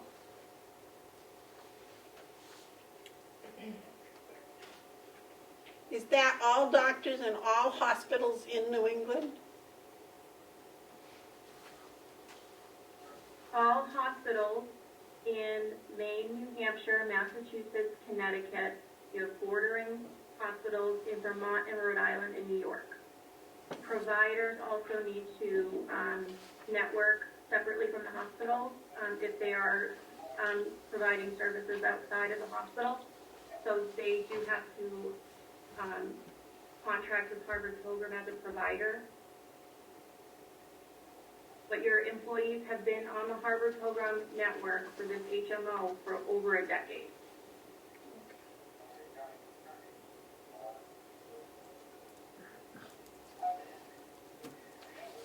Mr. Rishi, what does your network you were talking about, does that include all of New England? All of New England, including Vermont, inside Vermont, not just bordering towns, as well as the other 5 New England states are all included. It would basically, Anthem is the Blue Cross network, and Blue Cross is everywhere. Questions, Kevin? No? Questions? I think,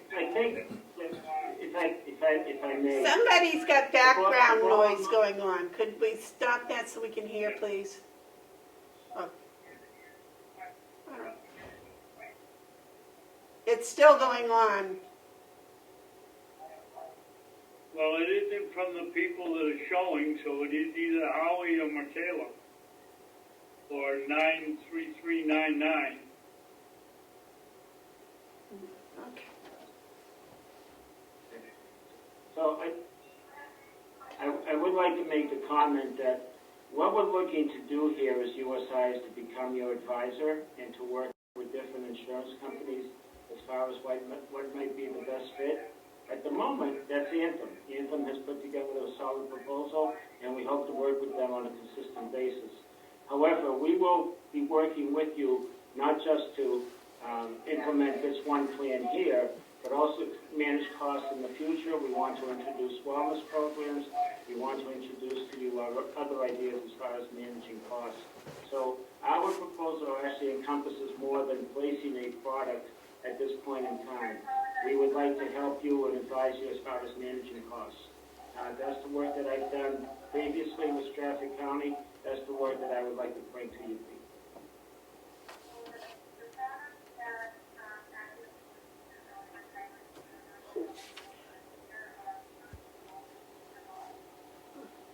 David, you had a second question?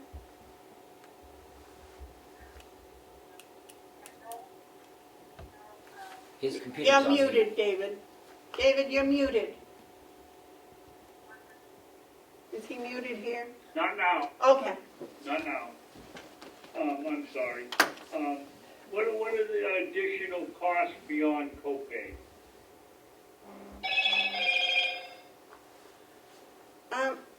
Mr. Jones, would you like to answer that? We're trying to compare these policies. It's not a simple question, but we did, since last week, have a chance to compare the two plans, and the plan that Anthem is proposing is somewhat different in terms of what it provides for your employees. So let me go down through a few of the questions relative to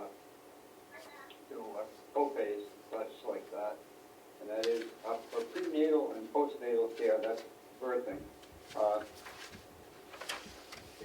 The routine things are covered 100%, but it says on the sheet that I saw last week, under the cost sharing column, it says zero co-insurance after medical deductible is met, and that's different than how the NHIT handles it, since there is no deductible in that situation at all. It's just a zero copay. As far as telehealth visits are concerned, there's a $20 copay for mental health and substance abuse on our service, but we have a employee assistance program available for all the employees and members of their household, regardless of whether we're even enrolled in the NHIP, that provides telehealth services at no cost, as well as up to 3 in-person visits with a counselor per issue, again at no cost. Under acupuncture, we do not limit acupuncture to pain management. The Anthem program suggests that it is limited to pain management. Wow, pain management. NHIT provides 20 visits. Anthem proposal provides for 12. Under urgent care, NHIT provides hospital urgent care centers at a $75 per visit or copay, and freestanding urgent care centers like CCMD or something like that for a $20 copay per visit. And the Anthem plan says on the sheet we had a $100 copay for urgent care visit. Emergency room is interesting. Anthem benefit says $20 copay per visit after the deductible is met. The NHIT plan covers any emergency room at $150 with no deductible at all. I could go on quite a bit, but there's a whole list of benefits like that that impact our employees directly, where Anthem charges deductibles where we do not, and copays are higher, and the emergency room situation beyond the copays is often handled quite differently by Anthem. So we can share that with you in writing if you'd like to see it. Please. Mr. Risi, do you have an answer for David's question? Yeah, certainly. I mean, as far as comparing the two plans, the way that this works in terms of it, calculating a proposal is that Anthem took a look at the claims experience and are willing to duplicate the benefits that are currently in place.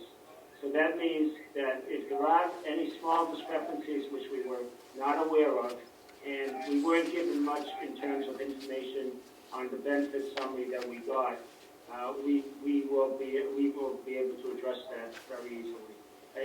We're very sensitive to the fact that this is a collective bargaining situation.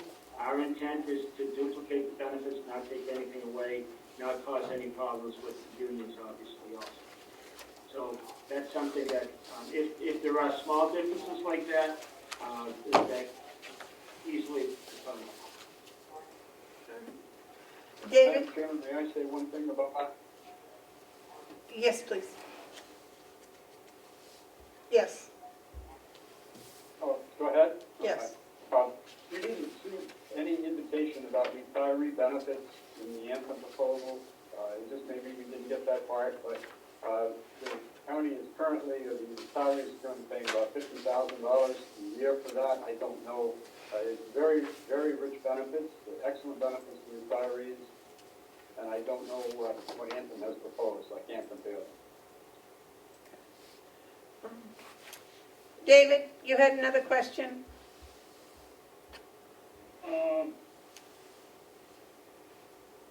Well, the last question was, we've got answered, educating the employees.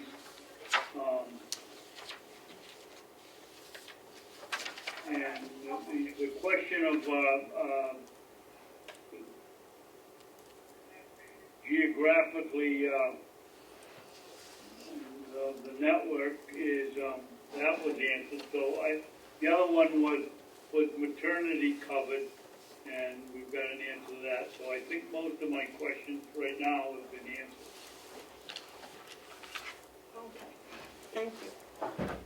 Mr. Rishi, you had a statement? Sure. So as far as the Medicare question, we did not address it because it's a January 1st effective date down the road. Anthem has a wide variety of Medicare products that can replace what Interlocal has in place. Certainly Interlocal we will review and see if Interlocal is the best answer going forward. If we're still willing to offer the coverage, we will evaluate it versus what Anthem has to offer.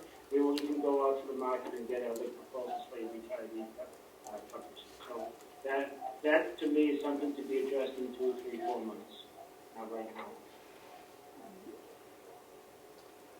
Mr. Jones? Yes, ma'am. Thank you.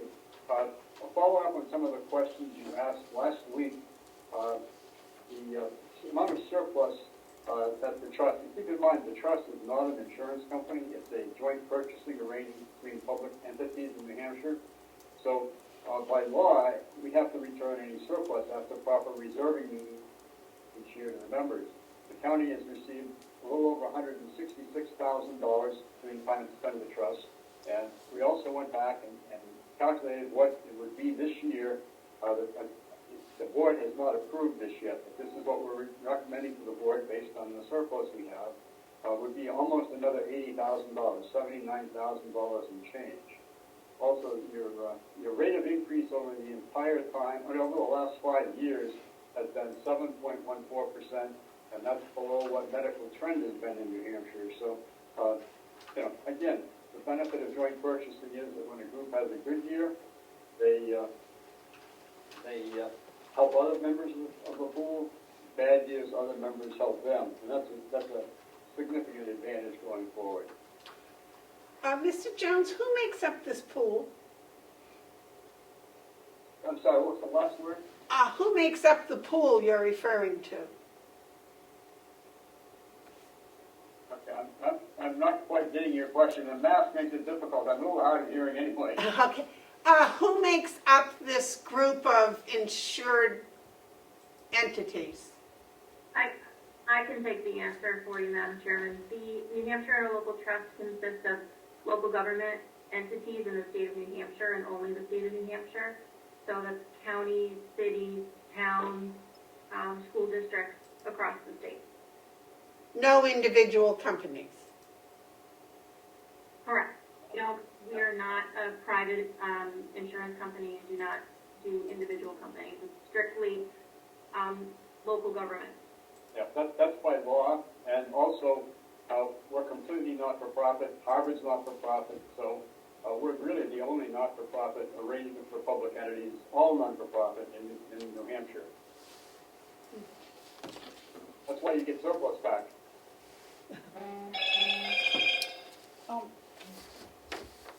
Commissioner McCarthy? I don't know if it has to be a motion, but I think we've gone back and forth, that we should just, I don't want to say think about this, and make a decision and let these people know within a day or two. And the other thing that still bothers me, we did sign in January, whether it was a letter of intent or a contract. I just think that we should keep our word, and this is going to come up for renewal again, and at that time, this was kind of thrown on us. We haven't had much time to really get into it and know everything about it, and we have the open enrollment coming right up. I just think that the best thing for us to do is to stay where we are and reconsider this when it comes up again for contract, when we have a lot more time to find out what's what. That would be my suggestion. Is that what normally a municipality does, is in the fall go out for an RFP for their insurance? Yes, Mr. Ricci. Yeah. So my company, USI, works with many government entities. Typically, 3 to 4 months prior to the effective date is when you go out. Anything prior to that, the information is too old in order to get a competitive proposal from an insurance company. So we started this process back in February, got the information from your HR person at that time in March, and to me that's the ideal time. Ideally, by the end of March, which is when we got the proposal back from Anthem, we would have presented it at that time, but obviously there were issues going on with your HR department, which delayed things 3-4 weeks.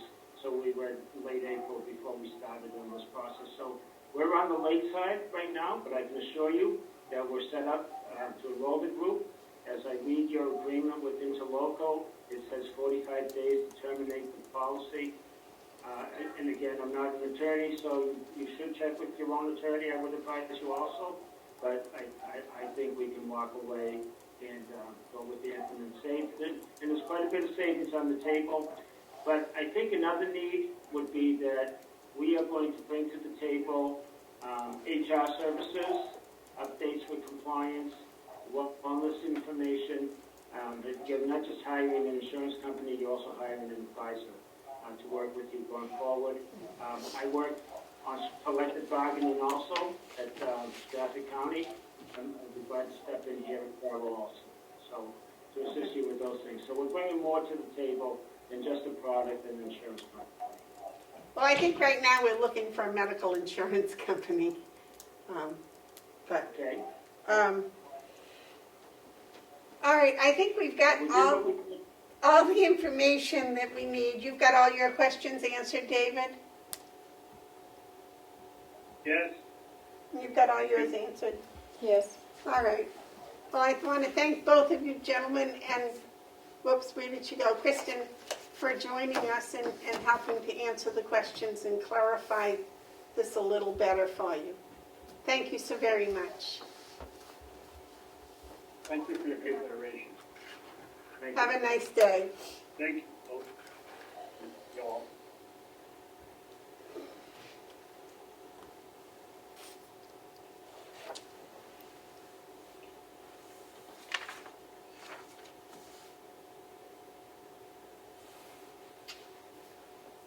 I'm inclined to agree with Terry. I really am. I think that, you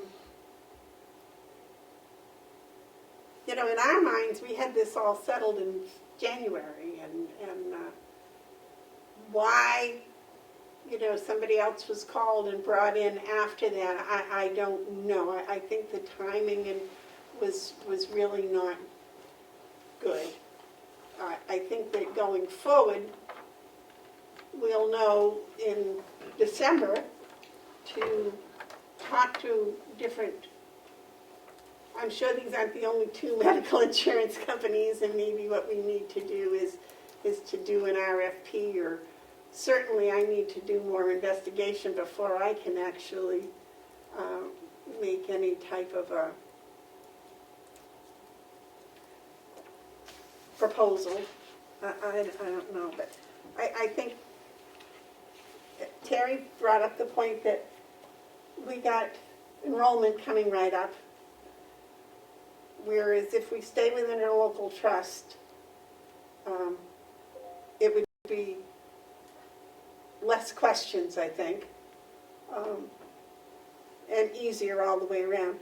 Secondly, this fact that we signed papers saying that we were going to go with interlocal trust way back in February, and then to change it now. This board has been really strong about standing behind our word, and I feel really uncomfortable doing that. David, your thoughts? They're completely different than you two. I think we ought to give the paperwork to our county attorney or to our own attorneys and get an opinion of whether we're locked into a contract or not. And if it's a contract, we should abide by the contract. If it's not a contract, then we should be looking at other options. We are looking at a savings of around $350,000 for the taxpayers in Carroll County, and I think that's important. But I think first of all, before we get ourselves in a legal trap, we ought to find out whether we have a contract or not. Just a small correction, David. It was 300,000, but then if there's the 50,000 for the Medicare, so it's less than 250,000. Just to make sure that the numbers are correct. But, I do agree that What is, I missed it. I missed the 50,000. Where was that?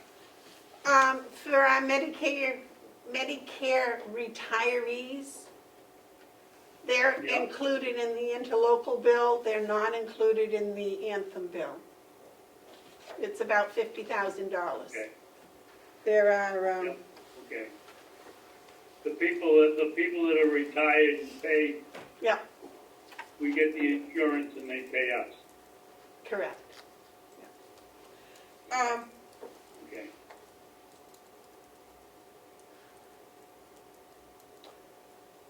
Well, we pay their insurance. Their Medicare supplement, I believe, is what we pay. Or at least that's the way my retirement works.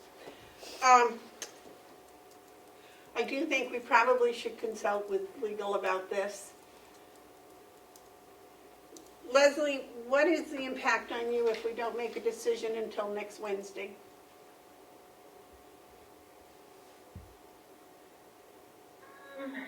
Well, as I said earlier, we really can't do our standard open enrollment where we would have everybody in the great room for a fair, a benefits fair, or I would, go down to the jail or come over to the administrative building and do any sort of group enrollment because of what's going on with COVID-19. So both companies assure me that they have an enrollment platform to support us through this. I think the longer we wait, the harder it's going to be to implement that. But I'm a hard worker, and we'll work together and get it done either way. I just see it causing a lot of confusion if we wait too much longer than a week. If anything past next week would be very difficult to make happen by that June 1st deadline. Right. May I Carrie? ask, With action. may I ask Leslie a question? Sure. Leslie, you've read over all this stuff. Do you have an opinion that you would like to share with us?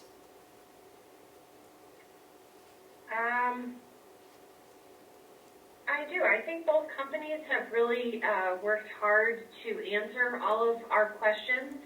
I myself, like you, haven't ever been in a situation like this before.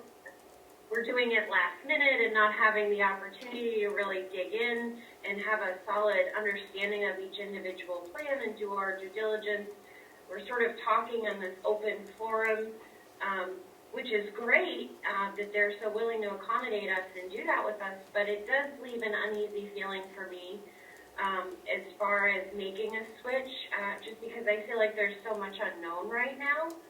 I feel like Interlocal has done a very good job supporting us and being fair and answering questions, and they've provided a true service to our employees over the years.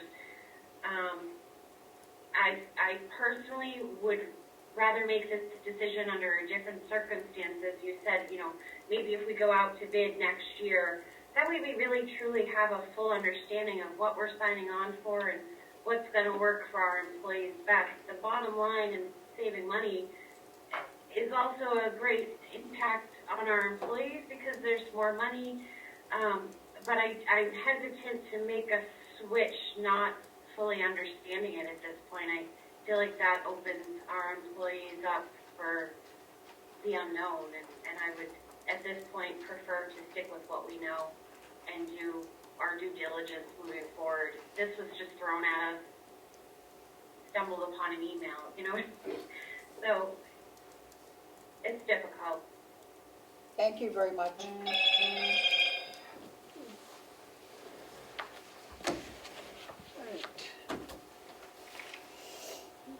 Your pleasure. You want to vote today or wait until we talk to legal and make a decision next week? Speaker. Cancel? I should put hold. Carrie, do you have a comment? Today or next week or? If we, I have the exact same feelings as Leslie, so that's where I stand on the whole thing. But if Commissioner Babson wants to send it to legal and find out, I don't have a problem with that either. But like Leslie stated, this was thrown at us, a week ago, 2 weeks ago, and it's an important decision, and it affects everybody on the complex. So, but I would. Everybody in the county. In the county, yeah. So I would, but I would agree with David if we want to send it to the to legal. That makes us feel better. It would also help in the future. But I would prefer to stay where we are for the moment. But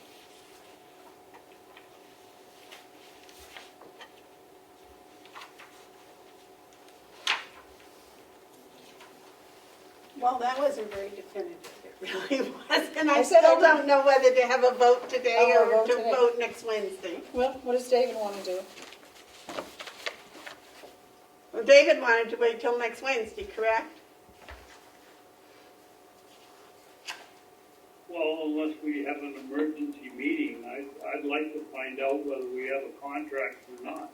If we have a contract, there's no question we go with the contract. If we don't have a contract, then our options are still open as far as I'm concerned. But David, even if whether we do or we don't have a contract, Leslie's opinion and Terry's opinion, I don't think are going to change just because of a contract.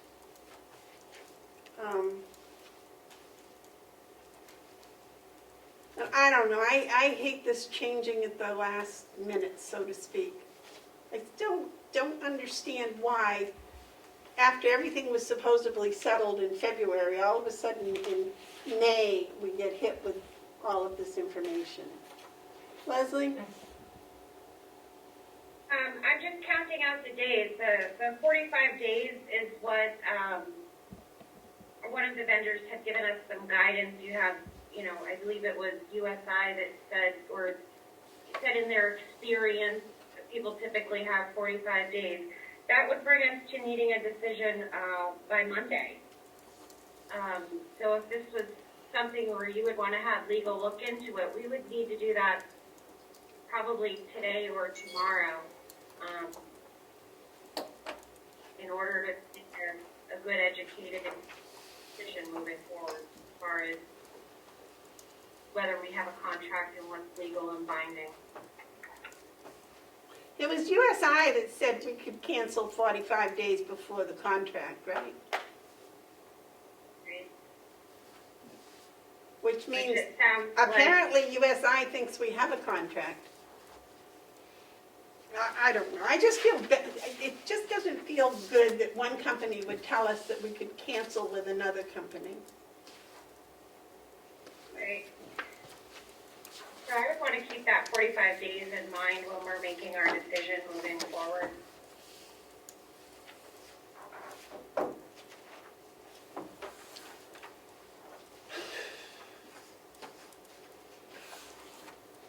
I'd like to make a motion that we go with interlocal trust for our medical insurance for the year 2020, 2021. Do I have a second? I will second. Any more discussion before we vote? Roll call, please. Commissioner Babson? No, Commissioner McCarthy? Yes. Commissioner Bevard? Yes. Thank you.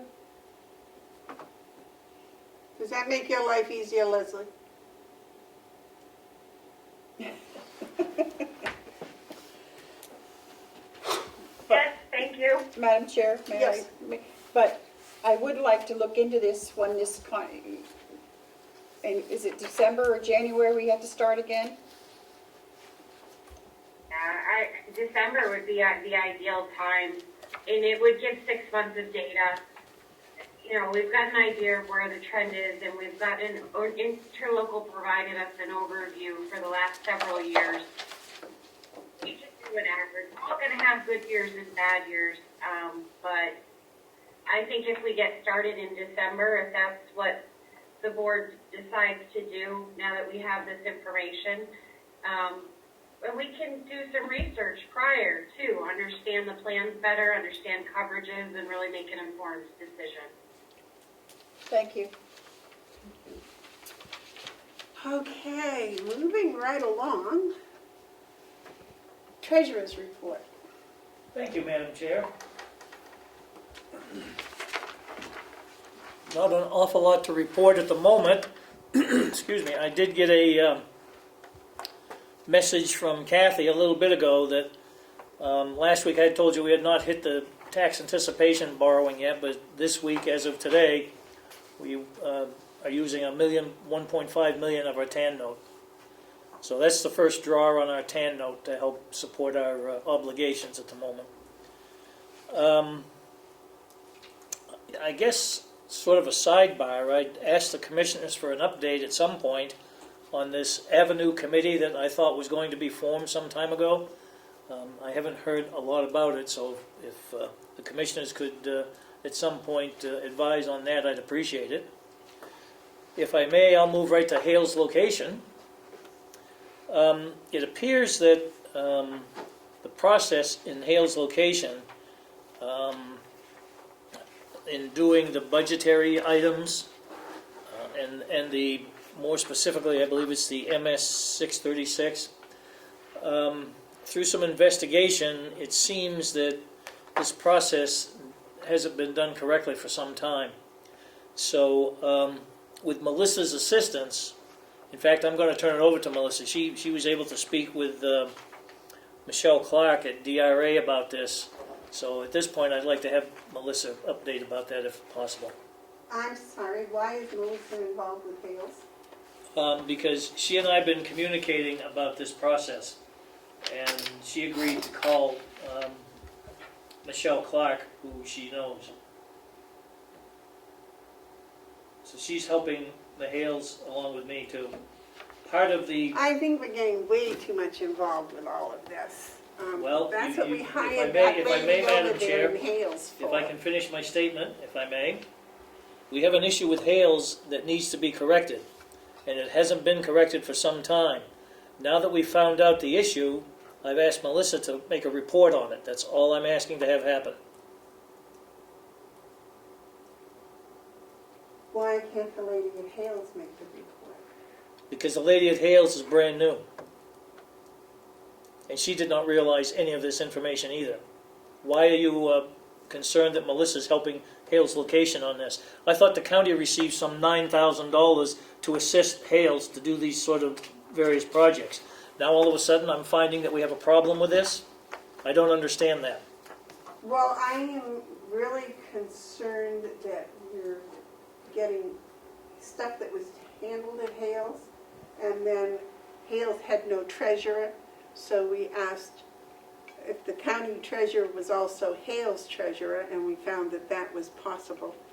But now we're also involving more county employees, and this was what we were going to do before. That's why there wasn't going to be a person at Hales, because the county was going to do it all.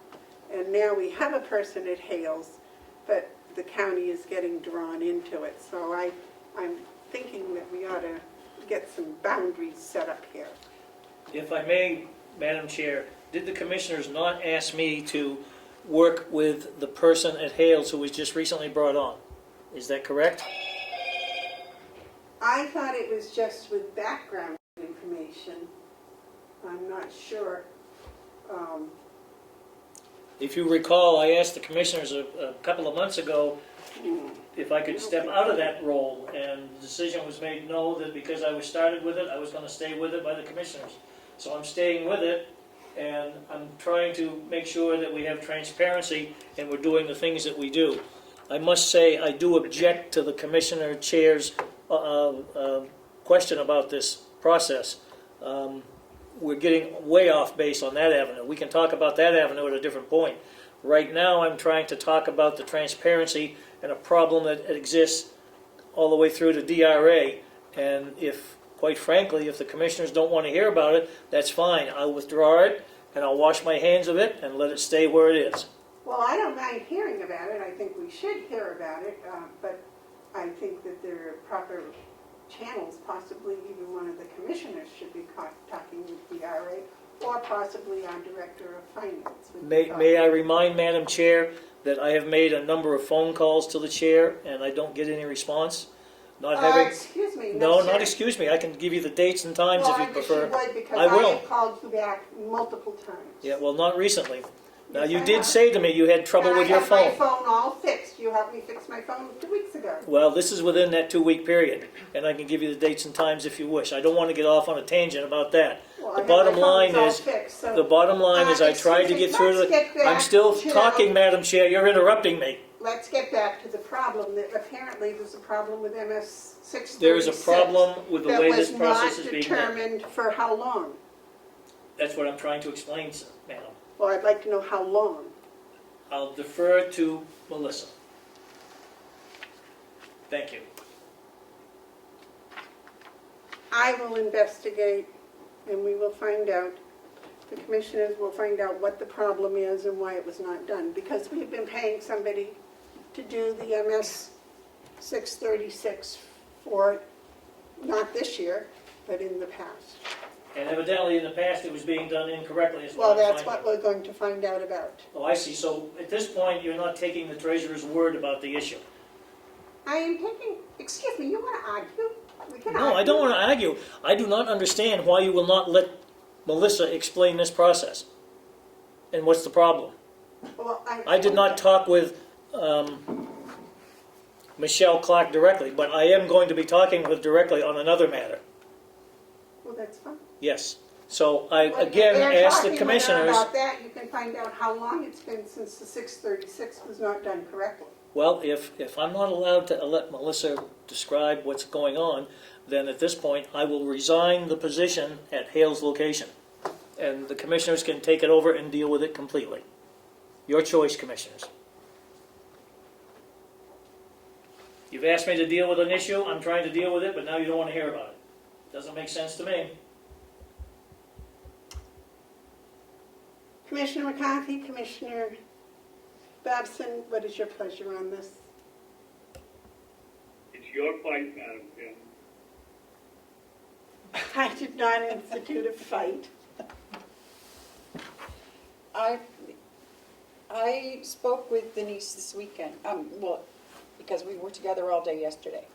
And there is a problem with the MS 636.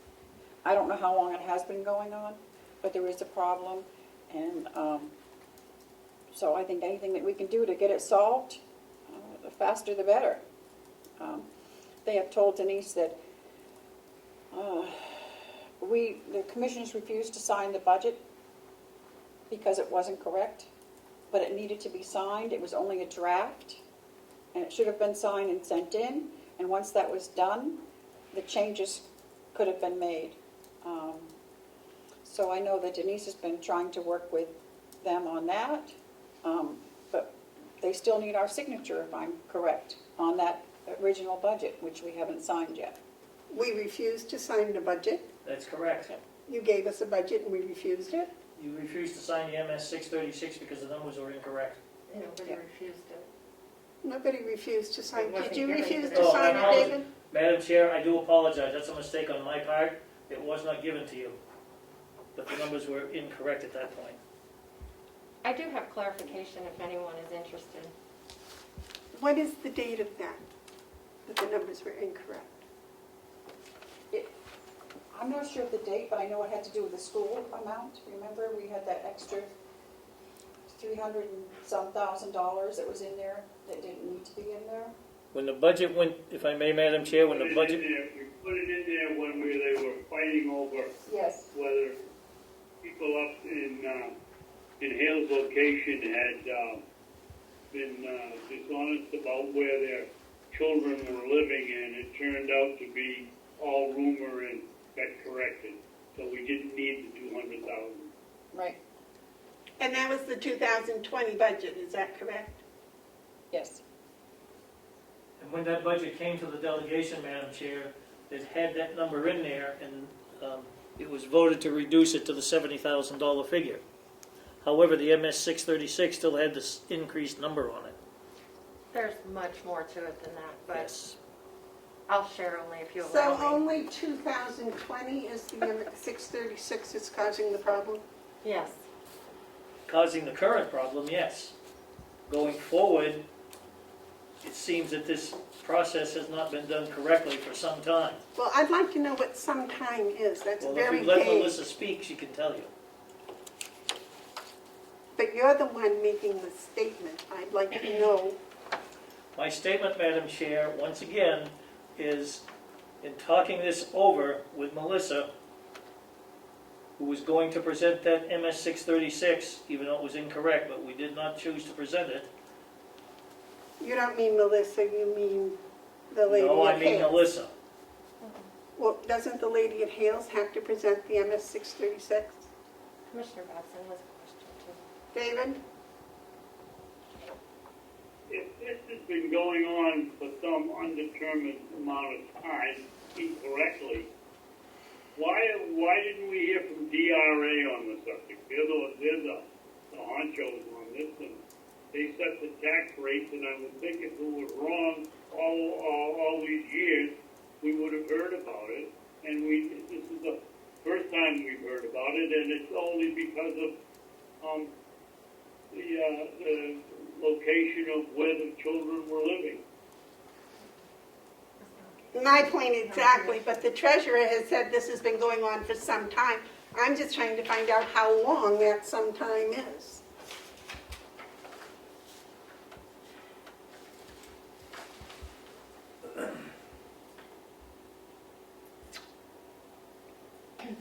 Initially, there is no evidence that the Hales location MS 636 budget form was posted.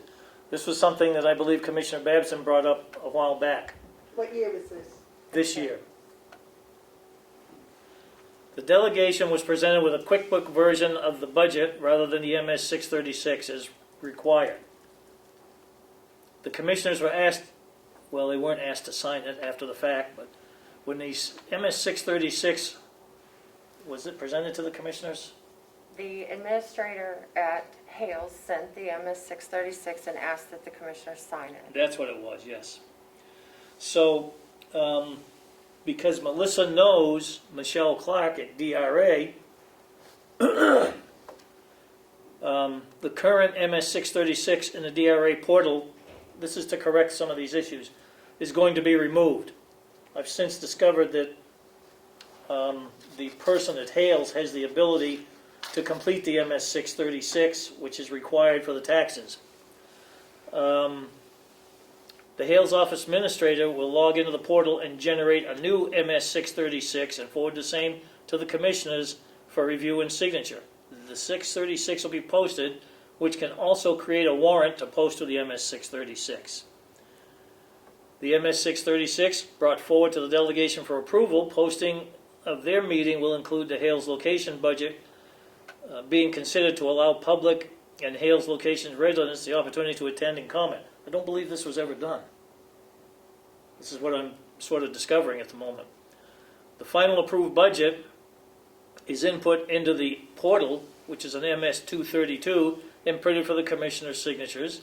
And the final approval and signed delegation minutes reflecting the Hales location budget vote are all uploaded to the portal. And that will correct this problem going forward so that things are done the way they're supposed to be.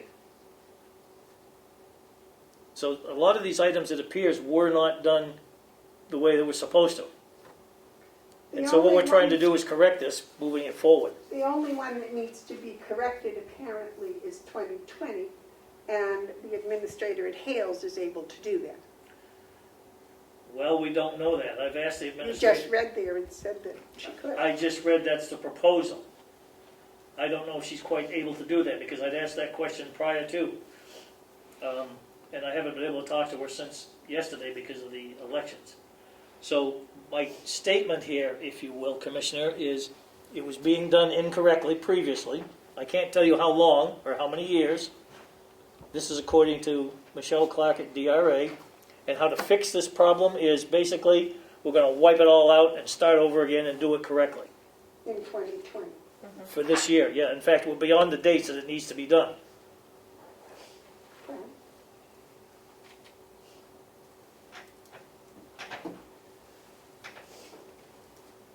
Is she aware of this proposal? You mean the Hales? Yes.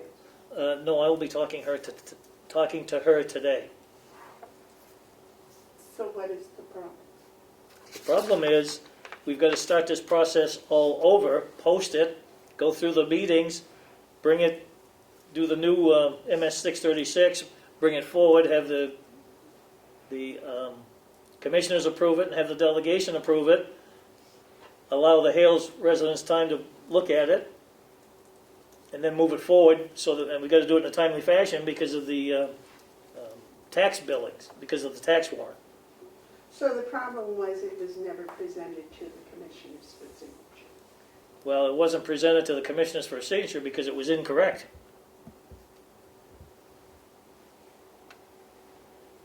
Did you see it, David? I don't remember. I remember something being incorrect, but I can't tell you whether it was a 636 or the 624 or the 645. I wish they changed the name so it would be easier to remember, but we did see something and it was incorrect. I thought it was the budget that the treasurer presented. This is what you got.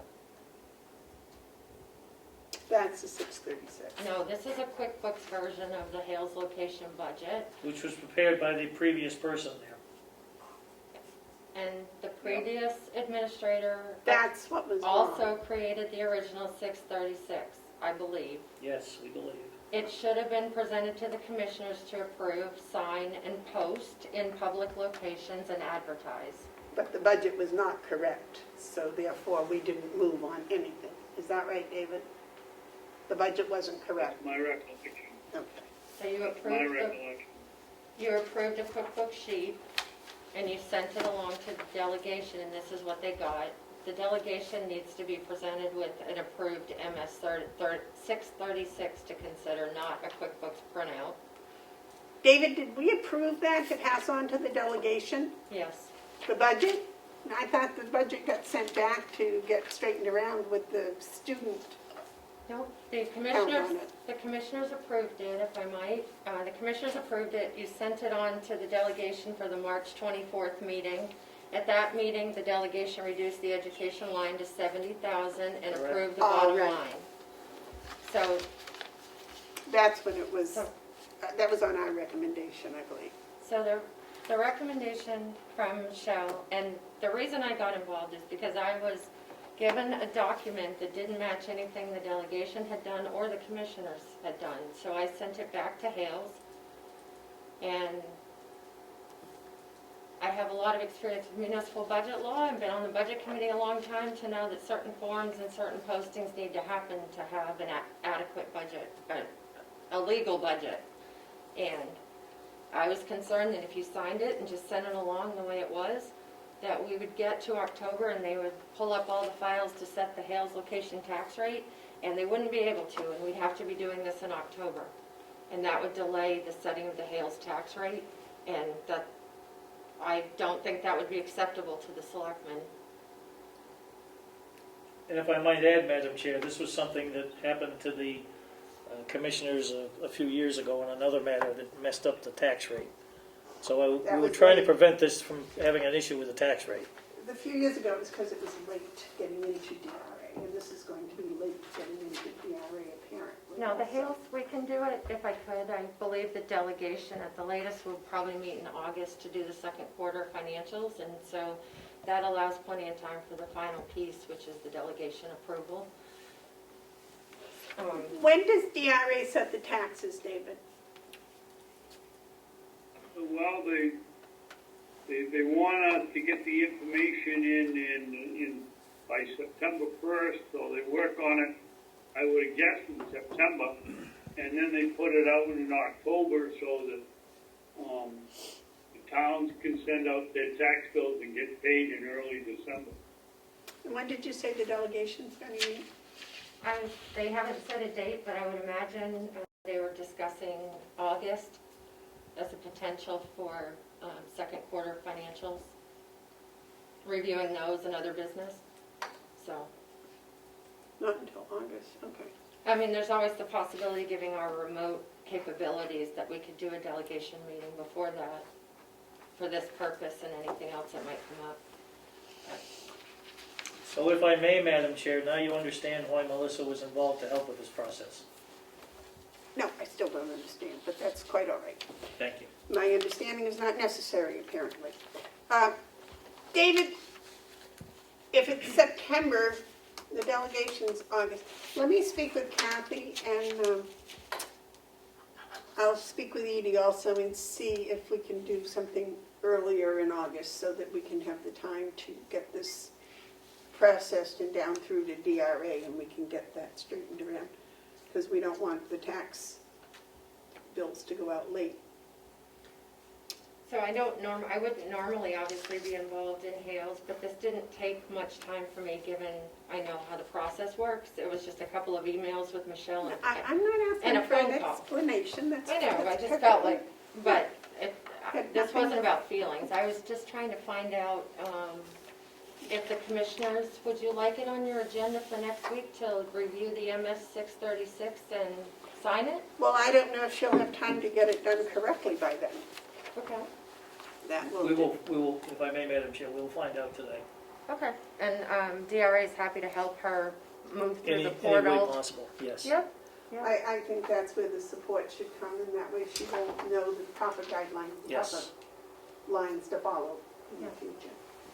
All right, is there anything else on your, No. right, well, thank you for that. Executive Coordinators Report.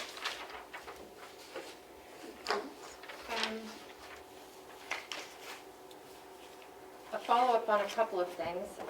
Last week you discussed having the, let me just, if you don't mind, I can look at my own email. Let me give you something else to chew on before I bring that up. I received an invoice for your approval from the finance director. She is requesting the commissioners review the invoice for the elderly assisted living study balance. So that's that. The money's been encumbered. There are I funds. wasn't in here for the rest of them. She just sent it to me on my email. Oh, okay, no problem. So I went down and grabbed it. There was a request last week for the commissioners to review the payroll for employees that they're directly responsible for. So I talked to the finance director about that, and she said that she'll put together an answer as soon as possible. In the meantime, she would like a specific list of names so that they can adjust the files appropriately in the Checkmate system to allow you to do the approvals. I believe that's already been taken care Yes, of. we've already handled that with Ruby. Okay, then I should let the finance director know. Yeah, I think Probably. Ruby was gonna see her today. Okay. Yep. All right, so I didn't know, so I don't know if you've taken care of the invoices question too then? Right here. Okay, thank you. I don't have anything else. You don't have a report for this week? Well, that's really just some things I wanted to bring up. I don't have anything specific. Well, Do you have any questions for me? well, kind of, yeah, your other reports have told us what you did during the week. Okay, I've been coordinating follow-up on your meeting from last week and trying to bring answers to you. I think both of those things have already been taken care of. The normal, last week was a delegation meeting, so there was a lot of extra work to do that, to distribute the materials and to answer questions and provide information. This week we got 4 right-to-know requests, so I coordinated a response to 2 of those with the county attorney, because they were a little more in-depth, and the other 2 were just requesting specific documents that are readily available in public, so we were able to get those taken care of. We had a request from Representative Cordelli for some salary information, and the finance director was able to respond to that in less than, 12 hours, maybe? So that process, anything that comes in as a question or a request for a document, we're trying to code it as a 91A, just so that we can keep track of it, so people don't get, when they ask for documents at a meeting, or they ask a specific question that we can answer with a document, we're trying to be more attentive to that so things don't build up or get left behind. And they're all going to Laura. Yep, and the administrative assistant is logging them all. We're copying them electronically as well as physically into the logbook. And when we respond with a document, we're putting a copy of that document in with the request to show what was provided in response to the person. So that also helps us if anybody ever came forward, 6 months from now asking for the same thing we provided someone else. We can just grab it out of the book and give it to them. Right. And you've been providing those answers to the commissioners, right? Yes. Yep. Okay. I think you were copied on some things yesterday. So we had 4 this week, who were the, I know of a couple of them that were. So we have, I thought we had referrals. David, did you get 4 copies? I can't even understand what any of you are saying. Melissa was just telling us what she did. She said this week there were 4 91A requests that came into Laura, and that 2 of them went to legal, and 2 of them were just documents, and so those were answered. I didn't see anything except a response from, a very nice response from our county attorney to Mr. Hart. That's the only one I saw. Oh, that's right, he was the other one. there was an extensive I request think for we got a email. I think if we get a 91A request to this board, all of us ought to get a copy of it. Well, what I'm hoping to do now that we have the email situation, I think, sorted out, is when, then it will be easier to copy to the commissioners at Carroll County NH, and you'll all see it if we just always include that email address. That's what I'm hoping today helped resolve with John Rich, So we make sure you all see it, you can all respond to it and read each other's responses, so that would be good. Yeah, I thought that's what was happening, that we were getting all the responses, because I know before when I responded, I sent copies to everybody, but I think that'll go good, because then it'll go in that commissioners at Carroll County, and we'll get it in our separate emails on your county phone. Okay. And in anticipation of a discussion this week about the future of the position in the business office, I was doing some work on job descriptions and duties and so forth.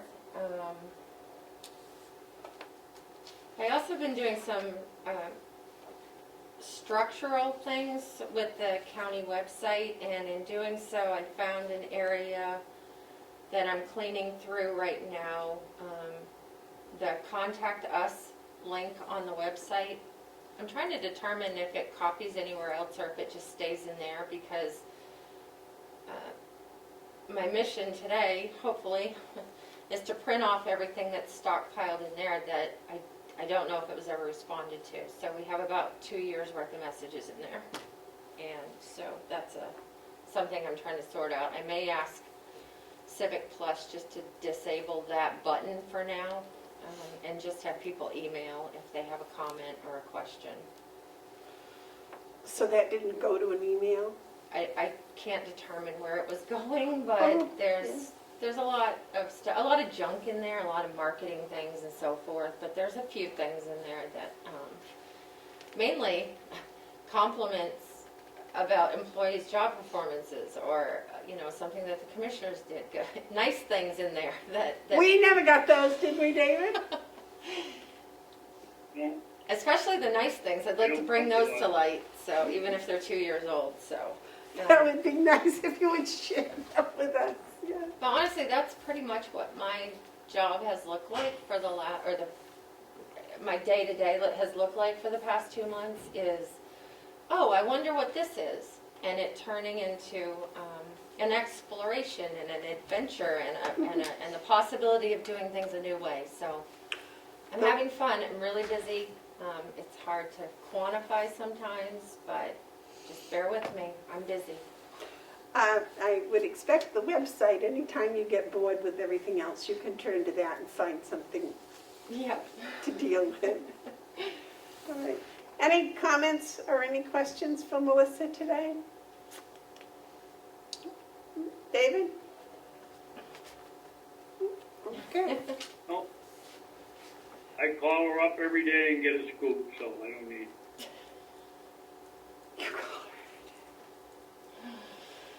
You didn't say that you spent time every day reporting to David. And I'm available for phone calls anytime, to anyone, anywhere.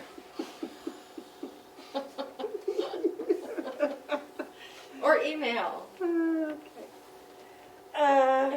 Okay, that's good, that's funny. Or making deliveries in the parking lot. Yes, we also have a drive-through now at the county, if anyone would like documents, apparently. Where's that? Commissioner Babson was able to come through the drive up at the end of the sidewalk last night, or yesterday afternoon, and I brought his packet out to him, so we're, you know. So you aren't staying home? Well, I said I was there one time, pick up my mail. Ah. I just didn't say it was delivered. I said I picked it up. Ah. So you can sign checks. I didn't go in the building. I didn't get out of the car. I'm not bringing checks outside. No. All right. Okay. And the way I'm trusted with documents around the office, they'll never bring it out and leave me a pile to do in my car, so I don't even have to worry about that. Well, I guess you and I are signing checks today, Terry. Commissioners' comments. David, do you have any comments? I have three, Madam Chairman. Okay. Number one, I want to apologize to you two about contacting Catalina Davis at the Department of Education about the money, about the check we got that's supposed to be paid in the county, because our student is going to Freiburg in Maine, as you know. She was, I wrote last week and asked where her answer was. Well, it turns out, and as soon as she said it, I remembered it. She was driving somewhere when I called her and asked her the question, and she asked me to email the question to her, and I just forgot it. So I've been sitting here waiting for her answer, and she's been sitting here waiting for my question. So she's got the question now, so I suspect we'll hear from her very quickly, but it was all my fault. The other thing, I delivered the message on the masks Monday at the department head meeting, and I think they got the message that we'll give you a couple of times if you forget your mask, but after that you're on the downhill toboggan, which could end in termination if you keep it up. And the department heads were very receptive to keeping going and keeping our good record at the nursing home. But what disturbed me is in the delegation meeting, the delegation members did an excellent job in keeping the masks on for their entire meeting, which is not fun. But the employees that came, the elected officials that came in to speak about their salaries, the county attorney, the registry of deeds, and the chairman of the board, all took their masks off, and I think that sends a bad message if we expect our employees to act one way and others don't have to. I think that might have been because people couldn't hear or understand us. Well, we didn't have any trouble understanding the delegation members. But I thought I left mine on all day Anyway. because I was missed. No, you didn't. At the very end, you took it off to plead for more money, which they all did. Anyway, that's number two. Number three, I'd like to ask Commissioner McCarthy a question. When the representative from Tufton Borough got going on how raises were meted out what the chain of command was when giving them, who approved them. You made the statement, and I'm thinking on almost verbatim, you said that you had no idea, you had no knowledge of the raises, and that just isn't correct, Terry. You voted on two of them. I can tell you two of them. One was a 3-0 vote, so you were there. One was a 2-1 vote, so you were there. And then, May I ask? go ahead, I'm sorry. I thought the question was on department heads. To my knowledge, we've never voted on any department head raises. Unless I'm No, forgetting. we haven't, but if That's that, what- if that was your answer, many people took it as you didn't know, you were, I don't know whether they thought you represented us, didn't know anything about the raises, but They if were, that was the department head, yeah, I understood it, yeah, that they were asking about department head raises, which we have never been involved in. At least I have never been involved in. So if I misinterpreted that, then I misquoted, but I thought that's what they were asking for, was if we were involved in department head raises. Wasn't?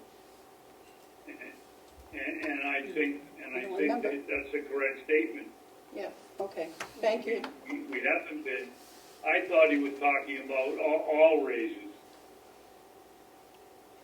I'd have to look back, but otherwise I wouldn't have said that, because we have when department heads have come in and asked us about raises, but never have we been involved in department head raises, so. And I think that's what I said, that the administrator had always handled those. We were never involved in the department head raises. Okay. So I'm sorry if I misinterpreted what was said. Well, that's fine. Now the public knows it, that understands if the question was not very clear, and you answered it properly, because the reason I'm asking, I had 3 telephone calls asking why you didn't answer the question correctly. And so now I can tell people that it was. Well, just tell them to call me. You thought it was Exactly. head of the department head. And that's it for me today. Okay. Terry, comments? Nope. Oh, Well, I'll take that back, maybe I will. I think that we should speak to Kathy about getting that committee going for the Avenue, because they're going to be changing over soon, and it was recommended by Avenue and by Scott that we have a committee of like 3 people that are involved in all that. yeah, when did Kathy say they were coming in with those, or the man from Avenue said that they were starting up those 2 new platforms? I don't remember. Did he give a date? At the delegation meeting? No, he said they were. No, I don't believe he set a date, if I recall correctly. They were waiting for computers to be They were waiting. Yeah. updated to Windows 10, and they were waiting for some sort of information from the finance office, but though he wasn't specific on what he was waiting for. Yep. But there were no definite dates given at delegation. No. But it would seem that it's coming pretty quickly. Because they said, I believe they said they were starting the 2nd phase, right? Or the final phase or something. Yeah. All right, so, Anyway, do you know what that committee was called? Just the Avenue Committee? yeah, I guess it's good enough. Startup committee or whatever. And Madam Chair, he also did say during the presentation that the server that's in the office, that anything that was stored on that is, they have it now, it's on the cloud, it's working. So I was wondering how much longer we have to actually keep the physical server using the electricity and humming in the background. Well, I think it's kind of like a backup for the backup, and it's going to stay there until they say everything is good Okay, and working. well, we're not there yet, okay. I think that's what we were told. Okay. Do you remember? about the server, because they gotta run off, because everything that's ever been done is on that server. So they don't wanna, Okay. I don't think they're gonna keep it forever. No, no. And I think it belongs to them, so they have to come and actually pick it up or send, I don't know. Okay. All right.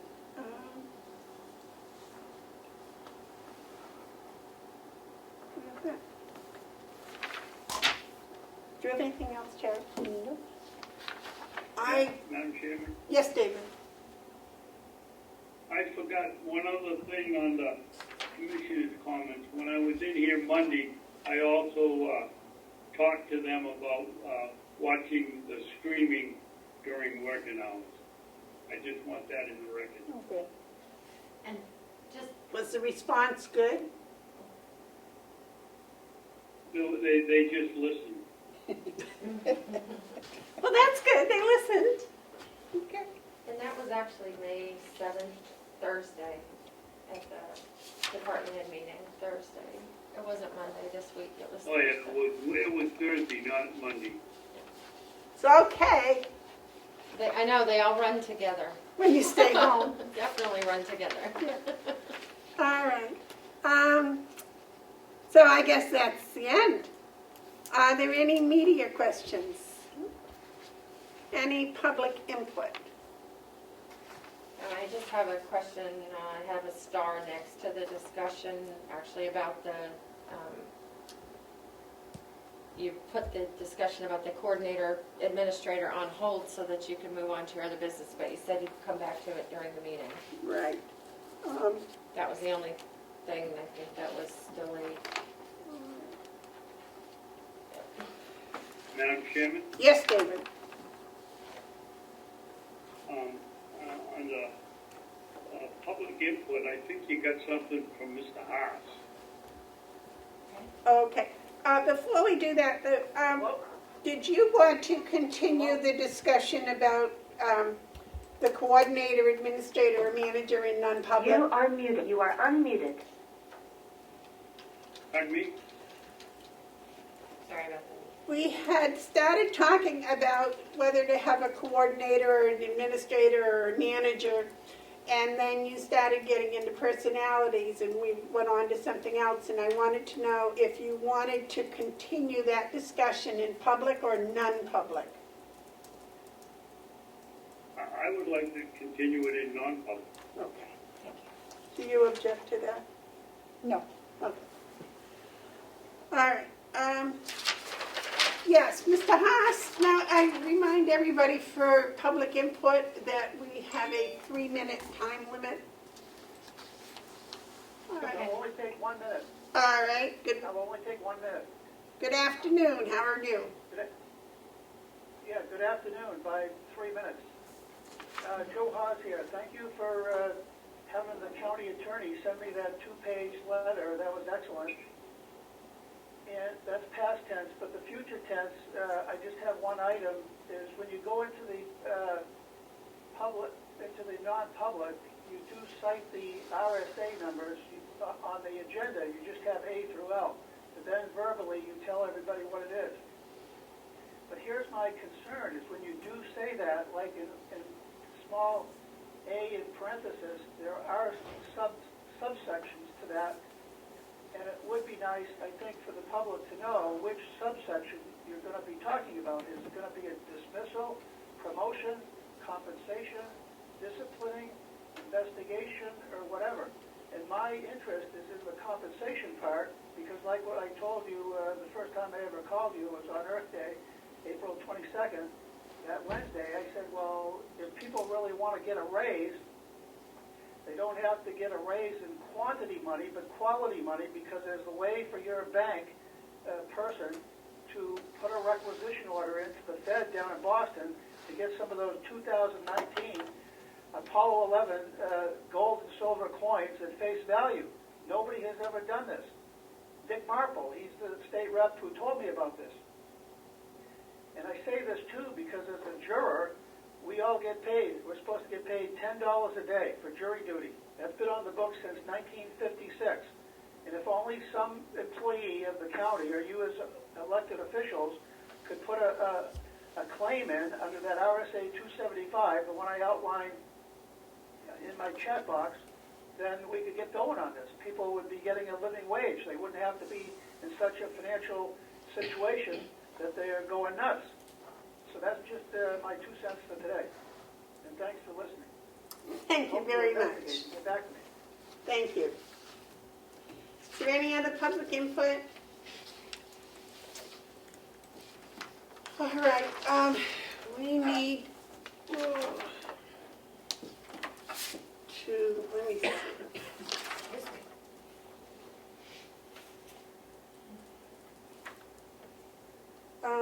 We're going into a non-public session, and we are going for RSA 91A32A, the dismissal, promotion, or compensation of any public employee or the disciplining of such employee or the investigation of any charges against him or her, unless the employee affected has a right to a public hearing and requests that the meeting be open, in which case the request will be granted. Also, Section 91A32B, the hiring of any person as a public employee. Also, RSA 91A32C, matters which, if discussed in public, would likely affect adversely the reputation of any person other than a member of the public body, unless such person requests an open meeting. This exemption shall extend to include any application for assistance or tax abatement or waiver of a fee, fine, or other levy. Let's see.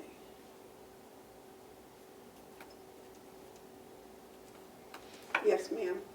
Oh, I was just scratching my head.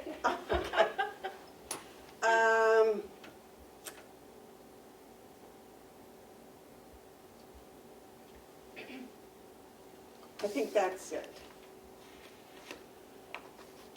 Do I have a second? I'll second.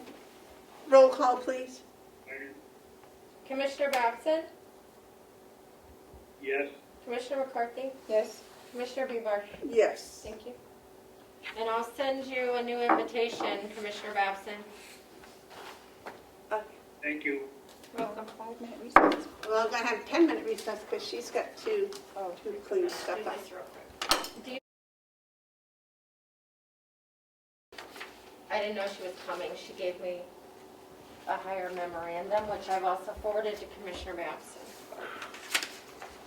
So, I just got that this morning. And Leslie has something.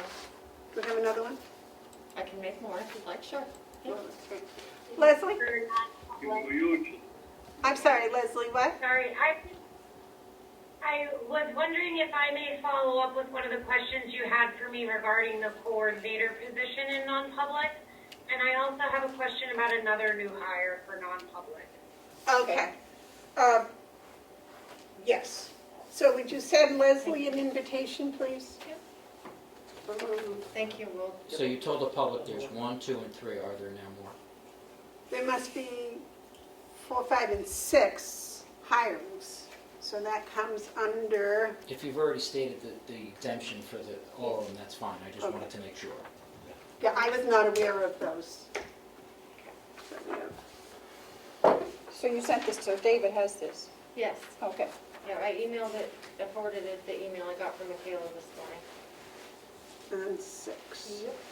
When did you send that, Melissa? Sorry. I'm working off 2 computers. So we can- I have a few more. I can access my computer downstairs from up here, and I'm just getting used to it. So I can answer questions like that. Go on. Are we? I don't know. Do a gavel or something, just so I know you're out of here. Oh, we're going in recess. I'm sorry, I don't know what time it was, Commissioner Babson. What I need to do is, Susan Ticehurst wanted to be in the meeting when you went back public. Yep. So I have to, You can invite her to this meeting. that's what I'm gonna do right now. We're just going to close. Yes, Point of David. order, Madam Yes, She Chair. might David. have public. Point of order. Yes, David. don't we have to vote to come out of a non-public meeting? Yes. Well, yes, but we need to do it on the thing. So I just gotta, Oh, isn't Ed there? Yes, he's right here right now, I'm waiting for them to motion to get come out there. of non-public. but I gotta have Melissa Okay, call the roll call, okay? okay. So, I knew she was there, but I thought Ed was too, so. okay. The motion's been made and seconded to come out of non-public and to seal sessions 3, 4, 5, and 6. And I need a second I'll second. 3, 4, Roll. 5, 6. Second, and roll call. Commissioner Babson, yes, Commissioner McCarthy, Yes. Commissioner Bevar. Yes. Okay. Okay? Huh. How many did, sorry, Madam Chair. There were 6. The first 2 were there were hirings. the first was the hiring for sure. The first 2. And then interviews, and yeah. That's it. That was it. How many were there supposed to be? Didn't we go out for 6? I just have to know, session 1 was, I don't even remember which exemption you used for each one. Well, then they came up with a couple with the hirings that were after. Yeah. Okay. It's getting to be a real long day. Okay, so if is there other business to bring up? I was trying to give an opportunity for Susan Ticehurst to come in. I didn't know if you were allowing public comment. Madam Chair? We already did public comment. Okay. Technically, since you went into non-public, exempted yourself out of public view, if Representative Ticehurst wanted to be in the public section right now, she should be allowed to. The public should be allowed to hear, even the closure of the meeting. I went through this with Effingham recently. Well, And that was the thing was there something to add to the meeting or if there was public comment? But there seems to be a problem with getting her back. yeah, I don't see her. I don't know if she got tired of waiting for an invitation or. I told her I would invite her when the non-public discussion was over, so she wasn't coming into your meeting in the middle of that. What happened is normally we have a regular Zoom and we have a non-public side by side, and I just get out of the regular and go into the new non-public session and I can switch back over. But it was freezing up and there was an issue, so I had to close the public one. So I'm just gonna hope for a pass. Oh, David might be calling. He's on her. the phone. He's calling. Okay. I have to figure out a way to do that better, so if anybody wanted to join for this part, They could. they could. It's just, I can never put a timestamp on it. And neither can you. So. No. Noontime, I said, noontime. I know. I promised my son at noontime I would be headed home. Which we were done at noontime, we just didn't do public, non-public. Non-public, yeah. Did David reach her? You're muted, David. Oh, now he's gone. Now he's gone. Yes. He's still muted. Yeah, it's him. I'm not doing it. David, you're muted at home. Oh, there you go. Nope. You're still muted. You're still muted. You're still muted. There. Here we go. Okay, Okay. there we go. I was just trying to call Representative Ticehurst and tell her that you were looking for public input. Did So you I haven't muted that, that's no big business of mine. did you reach her? No. Is that her? I don't know what. Okay, well, we'll. She's calling back. Thank you. Susan, they're looking for you for public input.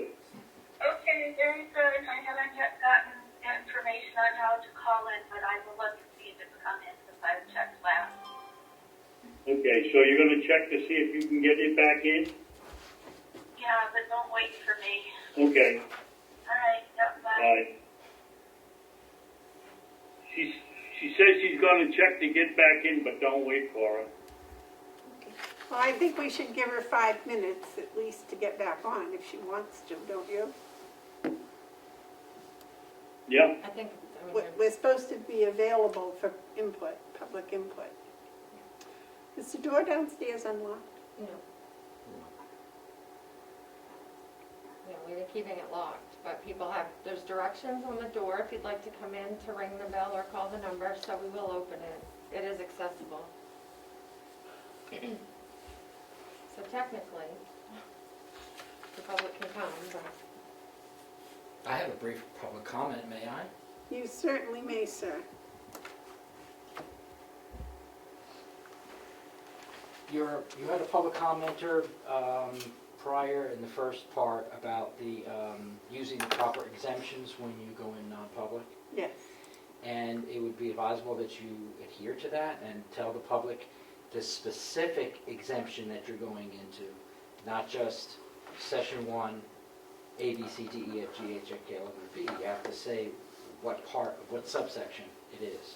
When I called the Attorney General's office, they said no. I could call and ask them again. Okay, I'll call and ask them too, but that was my understanding. Okay. Because I did that, was it last week you said that? I think it was last She must week. be, she's on. Okay. Can I Susan's call here. to see about that? Yeah.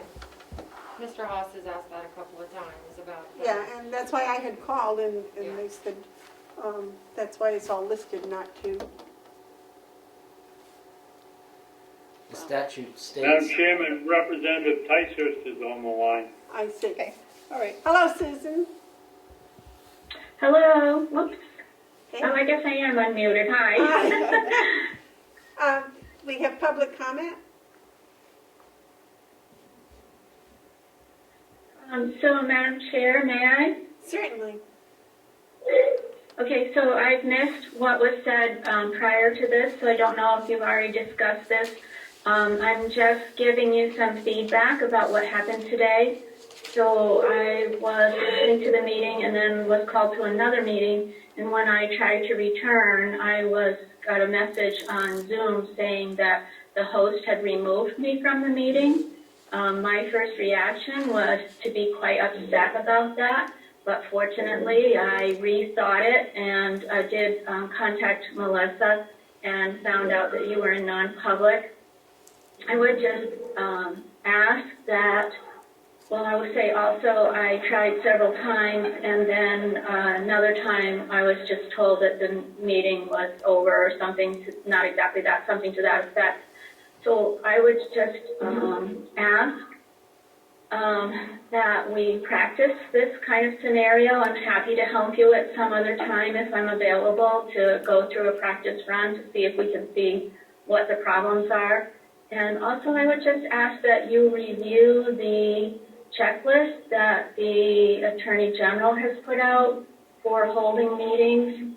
There is a suggestion of what to say at the beginning of the meeting, and that is being used in all the legislative meetings. And it includes a statement about what will happen if the public is not able to access the meeting. So had I not had Melissa's email address, I would not have been able to access the meeting, and I think the public should be able to access the meeting. So no hard feelings now that I've gotten over it, but and again, I'd be happy to work with you if I can to make it go more smoothly. So thank you. Well, thank you for that. I believe that the standard, not you because you were here and left, but anyone that wanted to come on the meeting, if they go to the website, the county website, there's a number to call to get the password so that they can access it at any time during the meeting.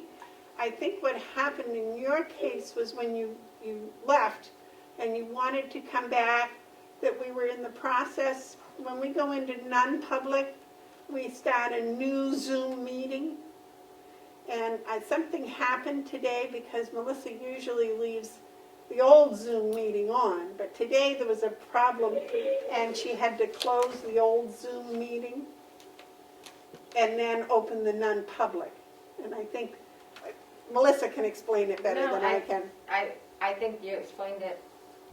I think you explained it accurately, and I had to figure out, because I've had an issue, a problem with trying to figure out how to balance that, because we go into non-public and then we go back into public.